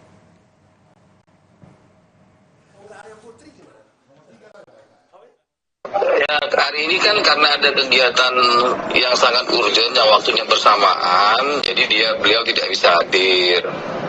Kami kemarin sudah menyampaikan surat permohonan penundaan pemeriksaan langsung ke penyidik Polda. Itu aja penjelasannya, Mbak. Permohonan penundaannya sudah kami sampaikan langsung ke penyidik Polda, sudah diterima oleh penyidik Polda dan bisa memaklumi. Kemudian hari ini banyak kegiatan beliau gitu ya. Salah satunya mungkin menghadiri pemeriksaan di Dewas. Kapolda Metro Jaya, Irjen Karyoto menyatakan akan menyiapkan surat penangkapan terhadap Firly Bahuri jika ketua nonaktif KPK tersebut terus mangkir dari pemeriksaan penyidik. Surat perintah penangkapan nantinya akan dibarengi dengan surat perintah penahanan. Akan kita lampirkan layangan kembali panggilan kedua berikut. Sudah disiapkan surat perintah membawa. Ya, kalau itu nggak diindahkan ya pasti kita keluarkan surat perintah penangkapan. Lebih jauh soal pemeriksaan Firly Bahuri dalam kasus dugaan pemerasan Syahrul Yassin Limpo, kita bergabung dengan jurnalis Kompas TV Irianda Mardanus di Mapolda Metro Jaya. Yanda, bagaimana kelanjutan pemeriksaan Firly setelah hari ini Firly mangkir lagi? Iya Friska, mangkir lagi karena kalau kita garis bawahi sebenarnya mangkir tidak hanya di panggilan polisi untuk diperiksa sebagai tersangka ya, tapi juga mangkir dari persidangan Dewan Pengawas KPK dalam sidang etik yang digelar sedianya juga hari ini. Tadi sudah sampaikan juga memang kalau kuasa hukumnya bilang tidak bisa memenuhi panggilan penyidik polisi karena salah satunya alasannya menghadiri acara yang penting yang bersamaan gitu. Salah satunya adalah panggilan atau persidangan Dewas Etik KPK. Tapi nyatanya tidak hadir juga di Dewas Etik KPK. Jadi kemana Firly? Itu yang kemudian digarisbawahi oleh Dir Krimsus Polda Metro Jaya, Kombes Ade Safri Simanjuntak, bahwa alasan Firly tidak kemudian hadir di pemeriksaan dirinya sebagai tersangka oleh polisi ini tidak tepat atau janggal dalam artian seperti itu ya. Nah, Firly sendiri ini memang dijadwalkan untuk diperiksa ketiga kalinya, namun seperti yang kita ketahui ia tidak datang. Kemudian juga di Dewas KPK tidak datang. Tadi Irjen Karyoto juga seperti yang kita dengarkan bersama, Kapolda Metro Jaya langsung menyatakan bahwa akan kemudian diberikan surat panggilan kedua untuk pemeriksaan ketiganya. Bila tidak, ini akan dibarengi oleh surat penangkapan atau dibawa langsung begitu ya oleh Polda Metro Jaya ke Barreskrim Polri, karena memang pemeriksaan dilakukan di Barreskrim Polri. Nah, soal penahanan, Friska, penahanan sebenarnya balik lagi ke subjektivitas penyidik, apakah kemudian nanti langsung ditahan atau tidak, itu ada beberapa hal yang kemudian akan atau menjadi pertimbangan oleh penyidik. Jadi itu adalah hak subjektif dari penyidik, apakah nantinya setelah diperiksa sebagai tersangka akan langsung ditahan atau tidak.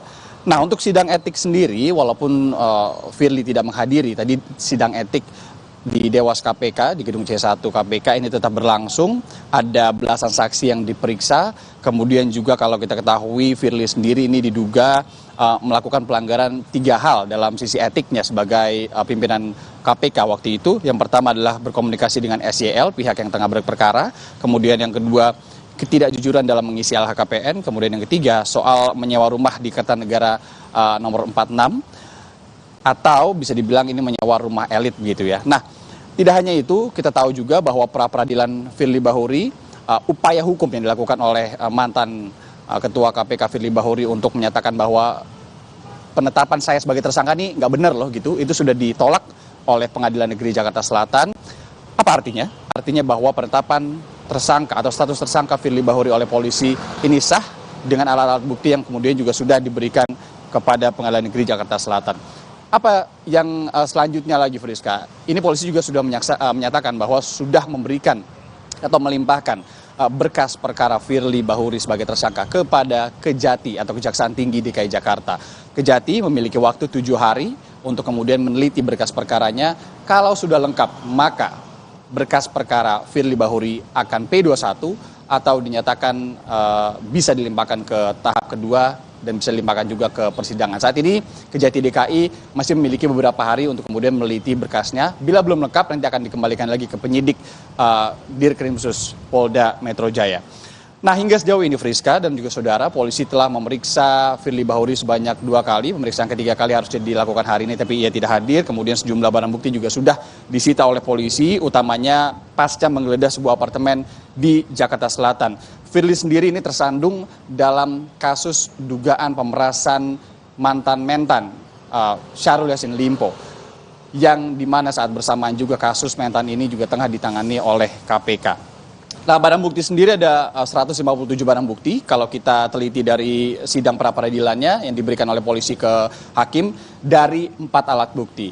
Kemudian juga polisi sudah menyatakan akan membuktikan nantinya ada 5 kali setidaknya pertemuan Firly dengan SYL dan juga 4 diantaranya ini ditengarai untuk menyerahkan uang gitu ya dalam kasus dugaan pemerasan ini. Firly Bahuri sendiri diumumkan sebagai tersangka kasus dugaan korupsi termasuk pemerasan kepada SYL sendiri atau mantan mentan pada hari Rabu 22 November kala itu tengah malam diumumkannya. Firly diduga melakukan pemerasan terkait dengan penanganan permasalahan hukum di Kementan RI pada kurun 2020-2023. Nah, kami juga tengah menunggu konfirmasi lanjutan dari polisi, utamanya di Polda Metro Jaya akan seperti apa, kemudian kapan surat panggilan kedua ini akan dilayangkan. Nanti tentu update-nya akan kami berikan kepada Anda, Friska. Dan saat ini juga polisi sudah menyiapkan surat penangkapan Firly Bahuri. Jikalau mangkir lagi, kita tunggu bagaimana kelanjutan kasusnya. Terima kasih Irianda Mardanus atas laporan Anda. Saudara, usai ditetapkan sebagai tersangka atas kasus pengancaman warga, Bribka Edi Purwanto ditahan di sel khusus Bid Propam Polda Sumsel untuk menjalani proses pelanggaran kode etik profesi. Kabid Propam Polda Sumsel, Kombes Agus Halimudin memastikan menindak tegas anggota yang terbukti salah. Polisi juga akan mengembangkan pemeriksaan atas status kendaraan tersangka, apakah milik pribadi atau bukan. Sebelumnya, Polrestabes Palembang telah menyatakan plat kendaraan yang digunakan tersangka palsu. Kita ungkap kendaraan itu miliknya atau bukan, ya kan, dan asalnya dari mana. Nanti kita ungkap masih dalam proses penyelidikan. Berarti akan ditindak tegas Pak ya? Iya sudah, kita sudah proses ya. Nanti kan itu sekaligus. Dalam proses itu bukan hanya terkait dengan pengancamannya saja, tapi juga ya hal-hal yang lain juga semuanya. Tapi korban katanya membuka tubuh damai. Apakah dengan tubuh damai itu proses hukum di kota akan berhenti atau seperti apa? Oh, tetap berlanjut. Karena Pak Kapolda sudah perintahkan untuk tindak tegas anggota yang terbukti bersalah. Saudara, kasus penyidikan Bribka Edi Purwanto, tersangka pengancaman warga di Palembang, Sumatera Selatan dengan senjata tajam masih berjalan. Polisi kini mengusut status kepemilikan mobil yang digunakan Bribka Edi. Polisi telah menetapkan Bribka Edi Purwanto sebagai tersangka pengancaman warga di Palembang, Sumatera Selatan dengan senjata tajam. Kini tersangka ditahan di sel khusus Bitpropam Polda Sumsel untuk menjalani proses pelanggaran kode etik profesi selama 30 hari ke depan. Kasus dugaan pengancaman warga terjadi Senin 18 Desember lalu. Peristiwa bermula saat mobil milik korban diduga ditabrak oleh mobil Fortuner yang dikendarai anak Bribka Edi. Usai kejadian, anak Bribka Edi langsung menelpon sang ayah hingga sepakat untuk membawa kendaraan masing-masing ke Mapolda Sumsel. Namun dalam perjalanan, mobil Fortuner yang dikendarai putri Bribka Edi melaju ke arah lain. Hingga akhirnya di tengah jalan, mobil Alphard yang dikendarai Bribka Edi menghadang korban. Kemudian Bribka Edi tampak turun serta mengancam korban dengan senjata tajam. Selain pengancaman, polisi juga menelusuri status kepemilikan mobil Alphard yang digunakan Bribka Edi. Polisi telah memastikan plat di mobil Alphard putih yang digunakan Bribka Edi adalah palsu. Jadi hasil identifikasi daripada plat kendaraan yang digunakan memang betul tidak sesuai dengan peruntukannya, dan ini nanti dijadikan satu tindakan yang lain dari bidang profesi pengamanan untuk melakukan tindakan-tindakan yang terukur. Soal kepemilikan dua mobil mewah juga jadi sorotan, mengingat pangkat Bribka Edi adalah Brigadir Polisi Kepala yang masuk golongan 2. Dalam peraturan pemerintah nomor 17 tahun 2019, gaji pangkat Brigadir Polisi Kepala atau Bribka sebesar Rp2.307.400 sampai Rp3.791.700. Sementara tunjangan kerja menurut Perpres nomor 103 tahun 2018 adalah Rp2.702.000. Saat ini proses penyidikan masih berlangsung. Kapolda Sumatera Selatan berjanji menindak tegas anggota yang salah. Tim Liputan Kompas TV. Kita ke informasi jelang debat Cawapres, Saudara. Calon Presiden nomor urut 1 Anies Baswedan optimistis calon Wakil Presiden Muhaimin Iskandar menguasai materi debat Cawapres mendatang. Anies menyatakan Caimin punya pengalaman yang cukup di bidang ekonomi. Anies menyatakan calon Wakil Presiden Muhaimin Iskandar siap bertarung dalam debat Cawapres mendatang. Anies menegaskan Caimin punya pengalaman yang cukup di bidang ekonomi, khususnya ketenaga kerjaan. Ya, tinggal dilihat besok malam.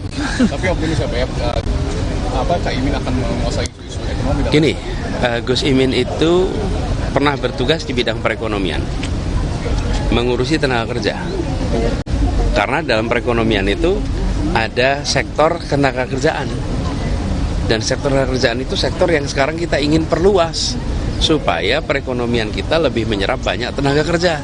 Jangan sektor perekonomian yang tidak menyerap tenaga kerja. Sebelumnya, Wali Kota Solo sekaligus Cawapres nomor urut 2 Gibran Rakabuming Raka bilang rahasia saat ditanya persiapan debat mendatang. Hari ini Gibran telah bertolak ke Jakarta untuk konsolidasi dengan TKN Prabowo Gibran jelang debat perdana dirinya sebagai Cawapres Jumat besok. Besok Gibran akan melakukan debat Cawapres dengan Muhaimin Iskandar dan juga Mahfud MD di JCC Jakarta. Debat turut disertai saling tanya jawab dan sanggah.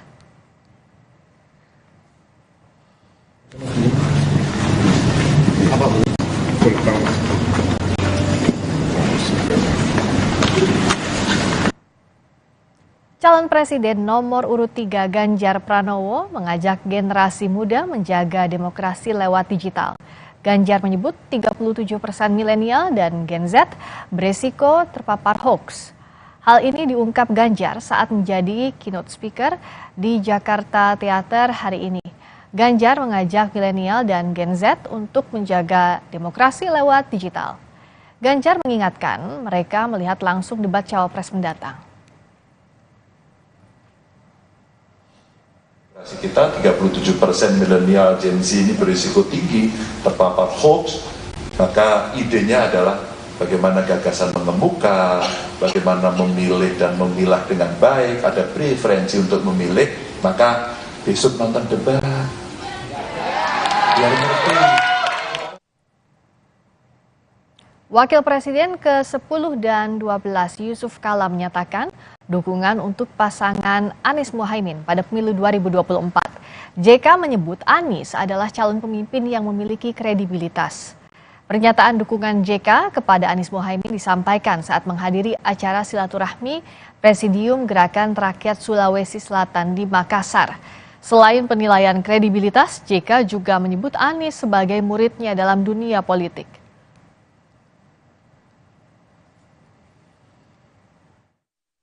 Saya mengajarkan politik Anies. Dulu di Universitas Permainan, tiap rumah kita makan siang sama-sama. Dan saya memberikan mereka isu-isu dan pengalaman dunia tiap rumah. Dari situ saya mengerti bahwa Anies cepat memiliki persoalan dan memilih dasar kehidupan.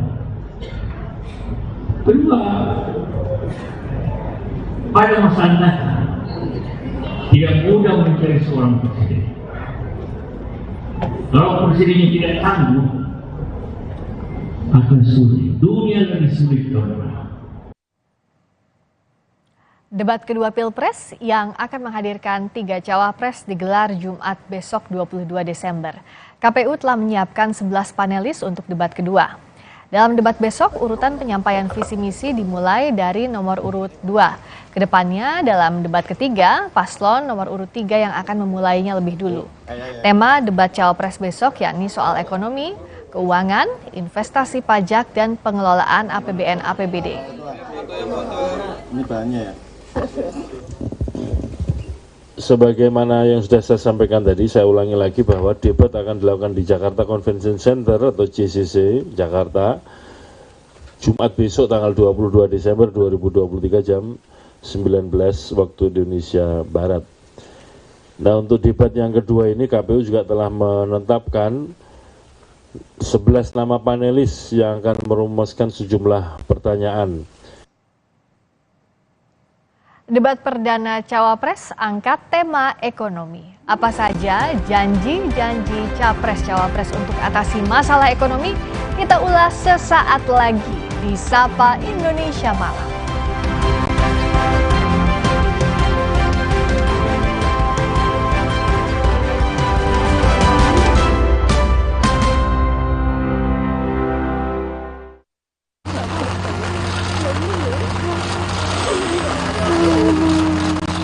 Maraknya kasus kekerasan rumah tangga yang mengorbankan anak menjadi sorotan. Tak hanya disiksa, beberapa anak diantaranya sampai meregang nyawa. Bersama Ketua Psikolog Klinis Indonesia, simak pembahasannya dalam Rosi, Anak Bukan Untuk Disiksa. Kamis 21 Desember pukul 8:30 malam di Kompas TV. Pakai motor listrik Polytron Fox R. Gak capek nyetir. Gak capek ke bengkel, gak capek antri bensin. Baru motor listrik Polytron Fox R. Ini cerita bagaimana rasa pede membawa kami berubah ke arah yang lebih baik. Dan itu kami mulai dari Brimo dan tabungan BRI Simpedes. Dimulai dari download, foto identitas diri, dan Simpedesmu jadi deh. Transaksi ini itu bisa. Kebaikan pun akan datang. Yuk pede berubah ke arah yang lebih baik, tabungan BRI Simpedes bersama Brimo. Pede itu penting.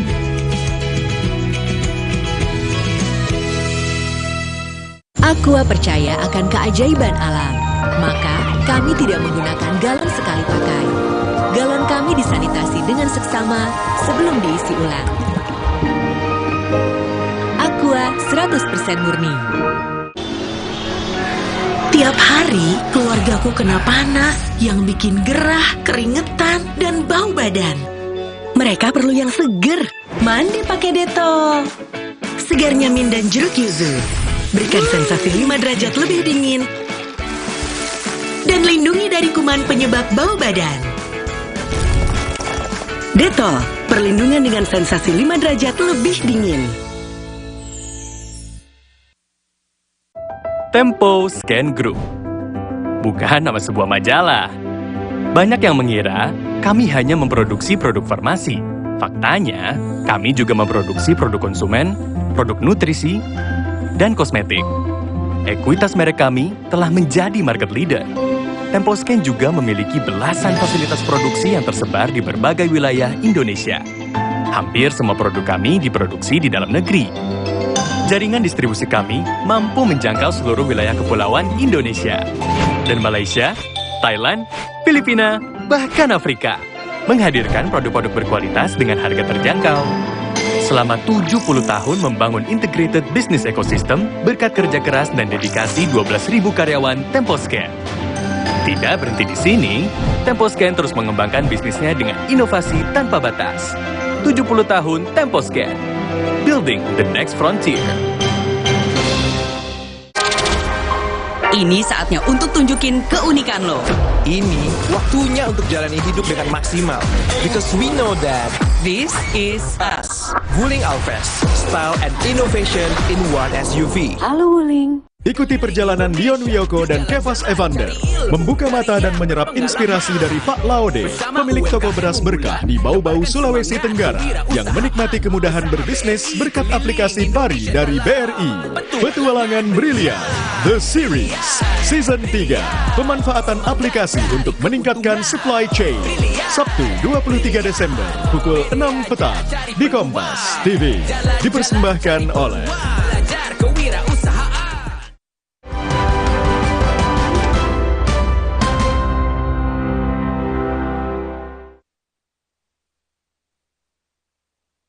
Setelah debat Capres, Jumat 22 Desember giliran para calon wakil presiden yang akan unjuk gigi berdiri di atas panggung debat KPU. Besok, Muhaimin Iskandar, Gibran Rakabuming, dan Mahfud MD akan adu gagasan dan wawasan di bidang ekonomi dan APBN. Soal ekonomi, masing-masing kandidat punya sejumlah program unggulan bagi masyarakat, termasuk yang akan dibawa saat debat esok. Paslon nomor urut 1, Anies Baswedan dan Muhaimin berjanji akan mengubah regulasi kredit perumahan rakyat atau KPR. Menurut Anies, skema pembiayaan untuk kredit rumah saat ini rumit dan cenderung berpihak pada pekerja sektor informal. Saat ini, skema pembiayaan untuk kredit rumah itu rumit dan berpihak kepada mereka yang berada di sektor formal. Mereka-mereka yang bekerja mandiri, mereka-mereka yang bekerja di sektor informal selalu kesulitan untuk mengakses.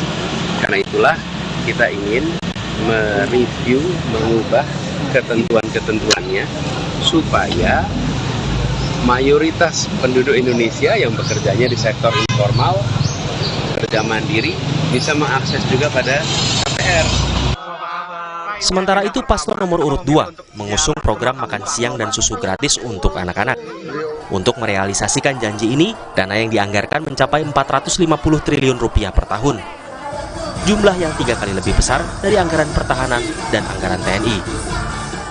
Dan saya bisa katakan bahwa dana untuk ini, program ini akan memakan dana 450 triliun rupiah setiap tahun. Pak Prabowo menganggap ini penting sekali, begitu penting, dana ini 3 kali anggaran pertahanan dan TNI setiap tahun. Dan ini bukan dari anggaran bansos. Anggaran bansos, Pak Budiman, yang 500 triliun tahun depan, itu tetap bansos. Kita tidak akan ambil uang bansos untuk ini. Ini ada dana baru, dan saya jamin, Prabowo jamin, dipakai dana ada. Soal janji ekonomi, paslon nomor urut 3 memberi perhatian pada nelayan. Saat memenuhi undangan akademisi Institut Pertanian Bogor Selasa kemarin, Capres Ganjar Pranowo bilang siap menghapus utang nelayan atau memutihkan kredit macetnya. Karena apa? Karena saya tanya pada nelayan itu kredit macetnya nggak terlalu tinggi. Yang macet kira-kira sekitar 186 miliar NPL-nya, dan ini kalau kita hapuskan saja, terus kemudian kita suntik dengan teknologi baru, dengan tindakan khusus atau afirmasi, rasanya nelayan kita akan bangkit. Rasanya. Tentu dengan modernisasi yang ada dari sana. Maka siapakah mereka, lagi-lagi adalah profil dari masing-masing data kependudukan yang ada.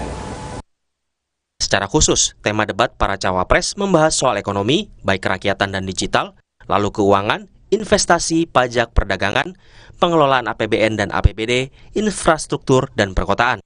Dalam debat kedua esok, KPU telah menyiapkan 11 panelis yang akan menguji para cawapres.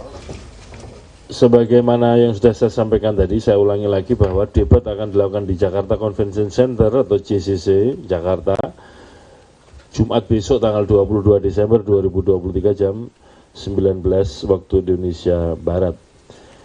Nah, untuk debat yang kedua ini KPU juga telah menetapkan 11 nama panelis yang akan merumuskan sejumlah pertanyaan. Program ekonomi dari para capres-cawapres kerap dijadikan magnet bagi para pemilih. Tetapi pertanyaannya kini, bagaimana para kandidat Pilpres dapat memenuhi janjinya itu? Atau malah hanya berujung isapan jempol belaka yang membuat masyarakat lagi-lagi kecewa? Tim Liputan, Kompas TV. Untuk membahas persiapan debat Cawapres besok dan program ekonomi dari para kandidat Pilpres sudah bergabung lewat sambungan Zoom Didin Damanhuri dari Timnas Amin, lalu Derajat Wibowo dari TKN Prabowo Gibran, dan Peter Abdullah dari tim TPN Ganjar Mahfud. Selamat malam Bapak-Bapak. Selamat malam. Selamat malam. Kita akan sama-sama mendalami program ekonomi unggulan dari masing-masing capres-cawapres jelang debat besok. Nah, kalau dari mulai paslon nomor urut 1 dulu Pak Didin. Pak Anies kan janji juga Pak Muhaimin untuk mempermudah KPR bagi para pekerja mandiri yang digaung-gaungkan ini. Caranya konkretnya seperti apa sih dan dari mana dananya? Ya, ini kan soal regulasi ya. Jadi bahwa akses dari pekerja mandiri atau sektor informal ini kan karena mereka tidak katakanlah prospek pengembaliannya yang dianggap tidak prospektif, lalu tidak menjadi prioritas. Jadi sekarang tinggal menggeser menjadi prioritas saja. Karena kalau belajar dari Grameen Bank misalnya, itu kan mereka yang sangat miskin di bawah saja itu bisa dengan pengalaman lama itu bisa keluar dari kemiskinan. Ini pun sektor informal, pekerja mandiri, itu hanya masalah prioritas saja. Padahal perumahan di perkotaan terutama ya, yang mereka bekerja sektor informal, pekerja mandiri, itu kan melimpah. Jadi ini saya kira soal prioritas saja.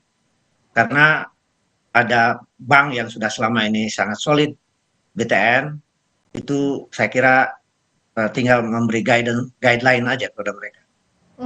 Nah itu tadi salah satunya. Nah bicara soal yang juga jadi perhatian kalau dari TKN adalah anggaran makan siang dan susu gratis 450 triliun per tahun. Nah celengan rahasianya tuh gimana sih Pak Derajat? Meskipun katanya besok akan dijelaskan lebih lanjut ya, tapi dari mana gambarannya? Realisasinya seperti apa? Ya, sebagian sudah saya sampaikan. Seperti misalkan ada kasus-kasus yang sudah inkrah, di mana negara seharusnya memperoleh penerimaan, tapi ternyata belum karena ada berbagai hambatan di sana-sini di bidang masalah prosedur hukum dan sebagainya. Nah, kasus-kasus inkrah ini waktu saya masih bekerja di satu lembaga negara, itu waktu itu jumlahnya hampir 100 triliun, 90 sekian triliun saya lupa ya. Saya nggak tahu posisinya sekarang. Kalau kasus yang inkrah ini bisa kita kejar dengan proses khusus, itu akan banyak yang masuk ya. Dan saya nggak ngomong teoritis karena sudah saya lakukan waktu itu. Ya, kita lakukan uji coba dalam waktu setengah jam 400 miliar masuk. Setengah jam tok itu ya. Ini bisa dilakukan lagi tentu dengan lebih matang ya, untuk kemudian kita bisa gali itu.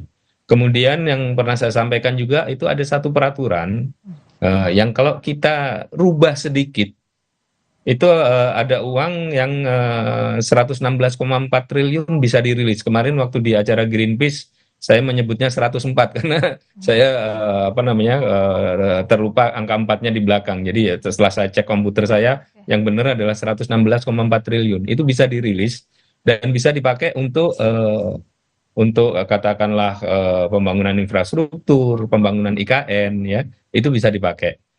Kemudian juga masih ada sumber-sumber lain di perpajakan, di PPN, di PPH maupun di PNBP.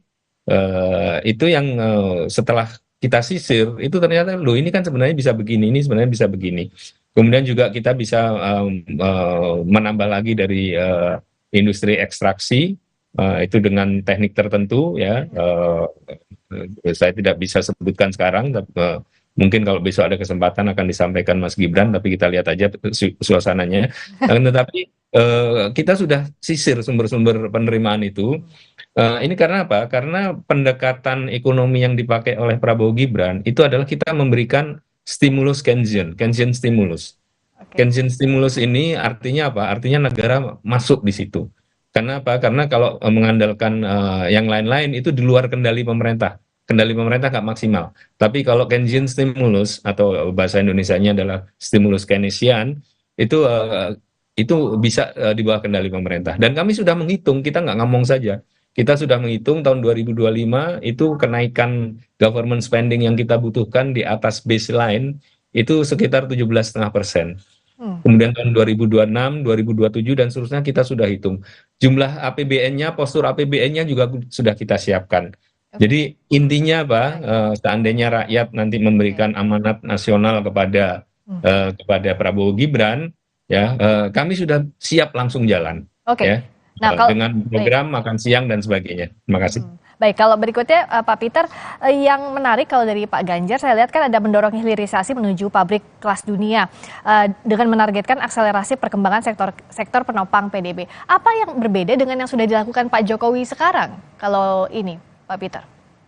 Ya, apa yang sudah disampaikan adalah program dari Ganjar Mahfud adalah melanjutkan dengan evaluasi dan penguatan. Jadi hilirisasi memang adalah program yang jelas-jelas adalah melanjutkan apa yang sudah diawali oleh Presiden Jokowi, dan itu kita akui adalah sebuah program yang berdampak baik terhadap perekonomian kita, khususnya ekspor kita, ya.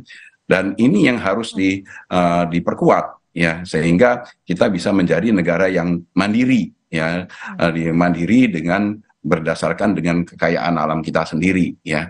Kita mencanangkan pertumbuhan industri, melakukan pembangunan industri kita kembali. Yang selama ini kita tahu industri kita itu mengalami proses deindustrialisasi dini, ya, di mana kontribusi dari industri kita itu semakin mengecil. Nah, langkah yang bisa kita lakukan adalah dengan melakukan hilirisasi.